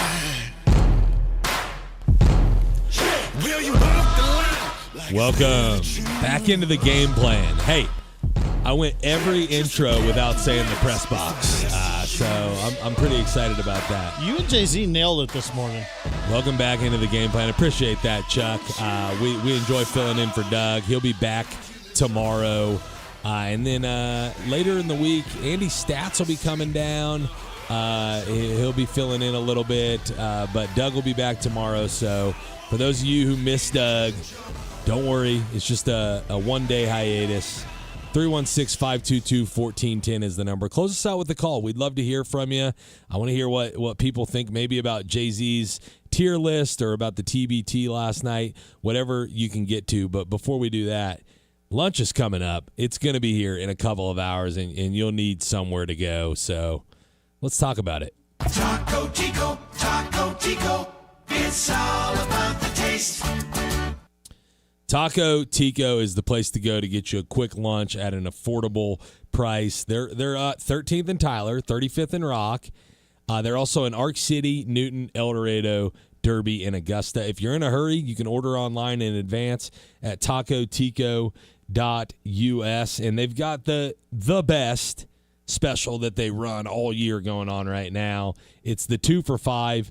You got the taco burger, the beef sancho, the combo burrito. You get 2 of them, you give them a $5 bill, and you're out the door. You'll feel like you're stealing, but you're not. And you can get 2 of the same thing, a combination of any of the 2, whatever you want to do. If you're really hungry, get 4. 4 for $10. Make it a 4 for $10. Any way you slice it, it's going to be good at Taco Tico. Chuck, what's it all about? The taste. It's all about the taste. Taco Tico, it's all about the taste. All right, Taco Tico, it's all about the taste. All right, so we've basically talked Shocker Hoops and TBT the entire time I've been on since Jay-Z came in. In the interim, or before I came on this morning, you guys did a little NFL tier list, and I got Jay-Z's up in front of me here, and there's nothing I love more than not doing the list myself and then ripping apart somebody else's list. I think it's way more fun than doing a list yourself. I voiced my concerns with the Bills as the lone AFC team in the S tier. So just to fill in the listeners, there's an S tier, which I guess is like your Super Bowl favorite or Super Bowl contender, and then it's A, B, C, D, F. I don't know why they always skip E, but that's the way they do it in school with the letter grades, so we'll do that. He's got the Rams in the S tier in the NFC, the Bills in the AFC. I guess that makes the Bills and the Rams his Super Bowl favorites. I guess I'll go to this with you, Chuck. I know you said you had the Rams in the S tier. Nobody from the AFC. Nobody. If you in had the to pick a Super Bowl team from the AFC, who are you going with? Oh, man. Honestly, because of the fact that they've both had their opportunities in the past and have yet to prove they can actually get there, and the fact that I think their defense is just a half a step behind Houston's, and I trust Bo Nix and Sean Payton better, I have to say the Broncos. The Broncos. Hey, Bo Nix came out on the top 100 recently. He's ahead of Lamar Jackson, apparently. So is Trevor Lawrence. I'd have to pick the Broncos. Yeah. But I still have questions, and that's why, to me, that's why the only team I have is the Rams in the S tier. Like, they don't have a glaring question mark. See, right? I agree, right? I think the Rams probably have the most complete roster, and they're very good. And if I was ranking the NFC, I don't know. It come down to them or the Seahawks, who I would rank number one, just because the Seahawks have the pedigree. They have the Super Bowl championship last year, and so those are 2 really good teams. The problem I have with the Rams is not there's that going to be some fall offs with Seattle, though. Listen, the only thing that scares me a little bit is them losing Clint Kubiak, their offensive coordinator. But they hired a guy out of the 49ers, and I think Mike McDonald's an elite coach. I really do. And their defense is going to be even better this year if they can keep the offense together. And Kenneth Walker being gone could be an issue as well. They drafted Jadarian Price out of Notre Dame with their last pick of the first round, so we'll see how he performs. He might be even better than Kenneth Walker. Who knows? Kenneth Walker was losing a lot of carries to Charbonnet. But we'll see how that plays out. The problem I have is not with, if somebody told me, like, I think the Rams are the best team in the NFC, or I think the Rams are the best team in the NFL, I have no problem with that, right? They were good last year. They brought in Myles Garrett. They brought in Trent McDuffie. They got even better. I do have a little bit of a problem if you want to put the Rams in a tier by themselves. And I realize when you're doing tiers, you have to say somebody's the Super Bowl favorite, but I don't think they're like head and shoulders above the rest of the league. I just don't think anybody in the NFL is head and shoulders above the rest of the league. And putting the Rams in a tier by themselves, to me, when you say tier, that means like there's a significant gap between this team and the other teams. And so if I was doing this, I would probably like whatever my top tier was in the AFC or the NFC, I'd have 2 or 3 teams in that tier and then go to the next tier because listen, the Rams could be great. They could also crap the bed, so to speak. Like, you don't know what's going to happen when the season starts. And in football is not an all-star team game, right? It's not like basketball. Try to get the 3 best players you can and then fill in around them. Football is about 22 men, 11 on each side, and about a full roster of players, really 53 man. And I'm sure the Rams are great across the board, but I got to see it first. And I don't necessarily disagree with you, other than the fact that for me, I see that S tier and that A tier. Like, I have 5 teams in my A tier, and that's the Bills, Ravens, Broncos, Bears, and Seahawks. And so I have 3 from each conference. I think they're all in the conversation of Super Bowl contenders. So to me, the S tier and A tier are kind of like close. Yeah, they're close, but right? The reason for me that I put the Rams in that S tier and the rest of them in the A tier is specifically because they have the most complete roster. To me, there's a glaring question with the Bills, and that continues to be the wide receiver position with the Bills. Yeah. Okay. And the support around.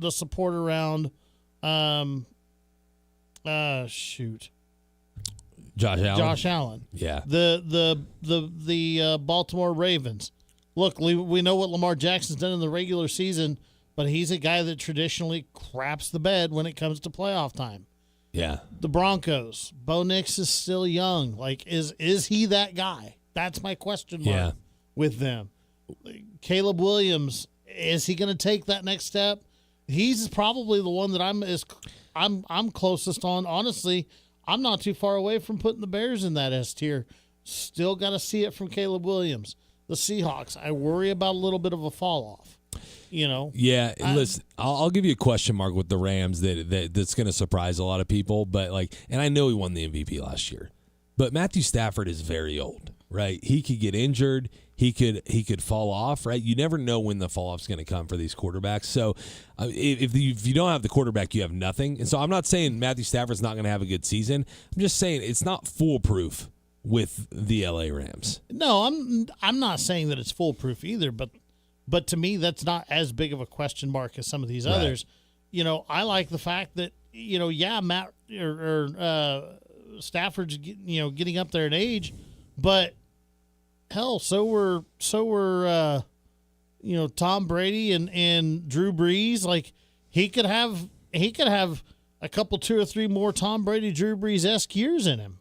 And with the roster around him, if he goes out and does that, who's beating this team this year? Yeah, listen, anyone can beat teams in the NFL, but I do think I think my bigger problem is just the structure of the tier list and where you put the Rams. If you want to put the Rams at the top, I'm fine with that. So I think we're kind of arguing semantics. Right. But I'm looking at Jay-Z's NFC B tier because I said earlier, I talked a little bit about his AFC tiers. I said I didn't have a lot of problem with the NFC tiers. But upon further examination, I'm seeing his B tier is Eagles, Commanders, Panthers, Bucks.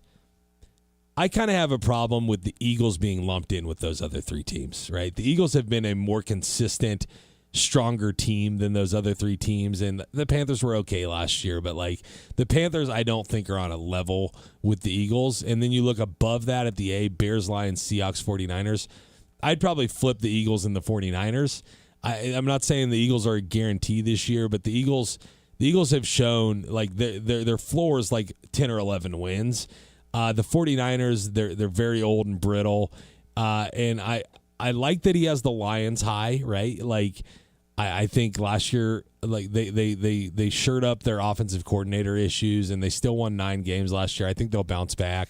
They won 15 the year before, but we're kind of arguing on the margins here a little bit. But it's a fun exercise, right? Putting them in tiers. Yeah, I don't disagree with you. I've got the Panthers in the C tier. Now, I do have the Guardians, Packers, Bucks, 49ers all with the Eagles in the B tier.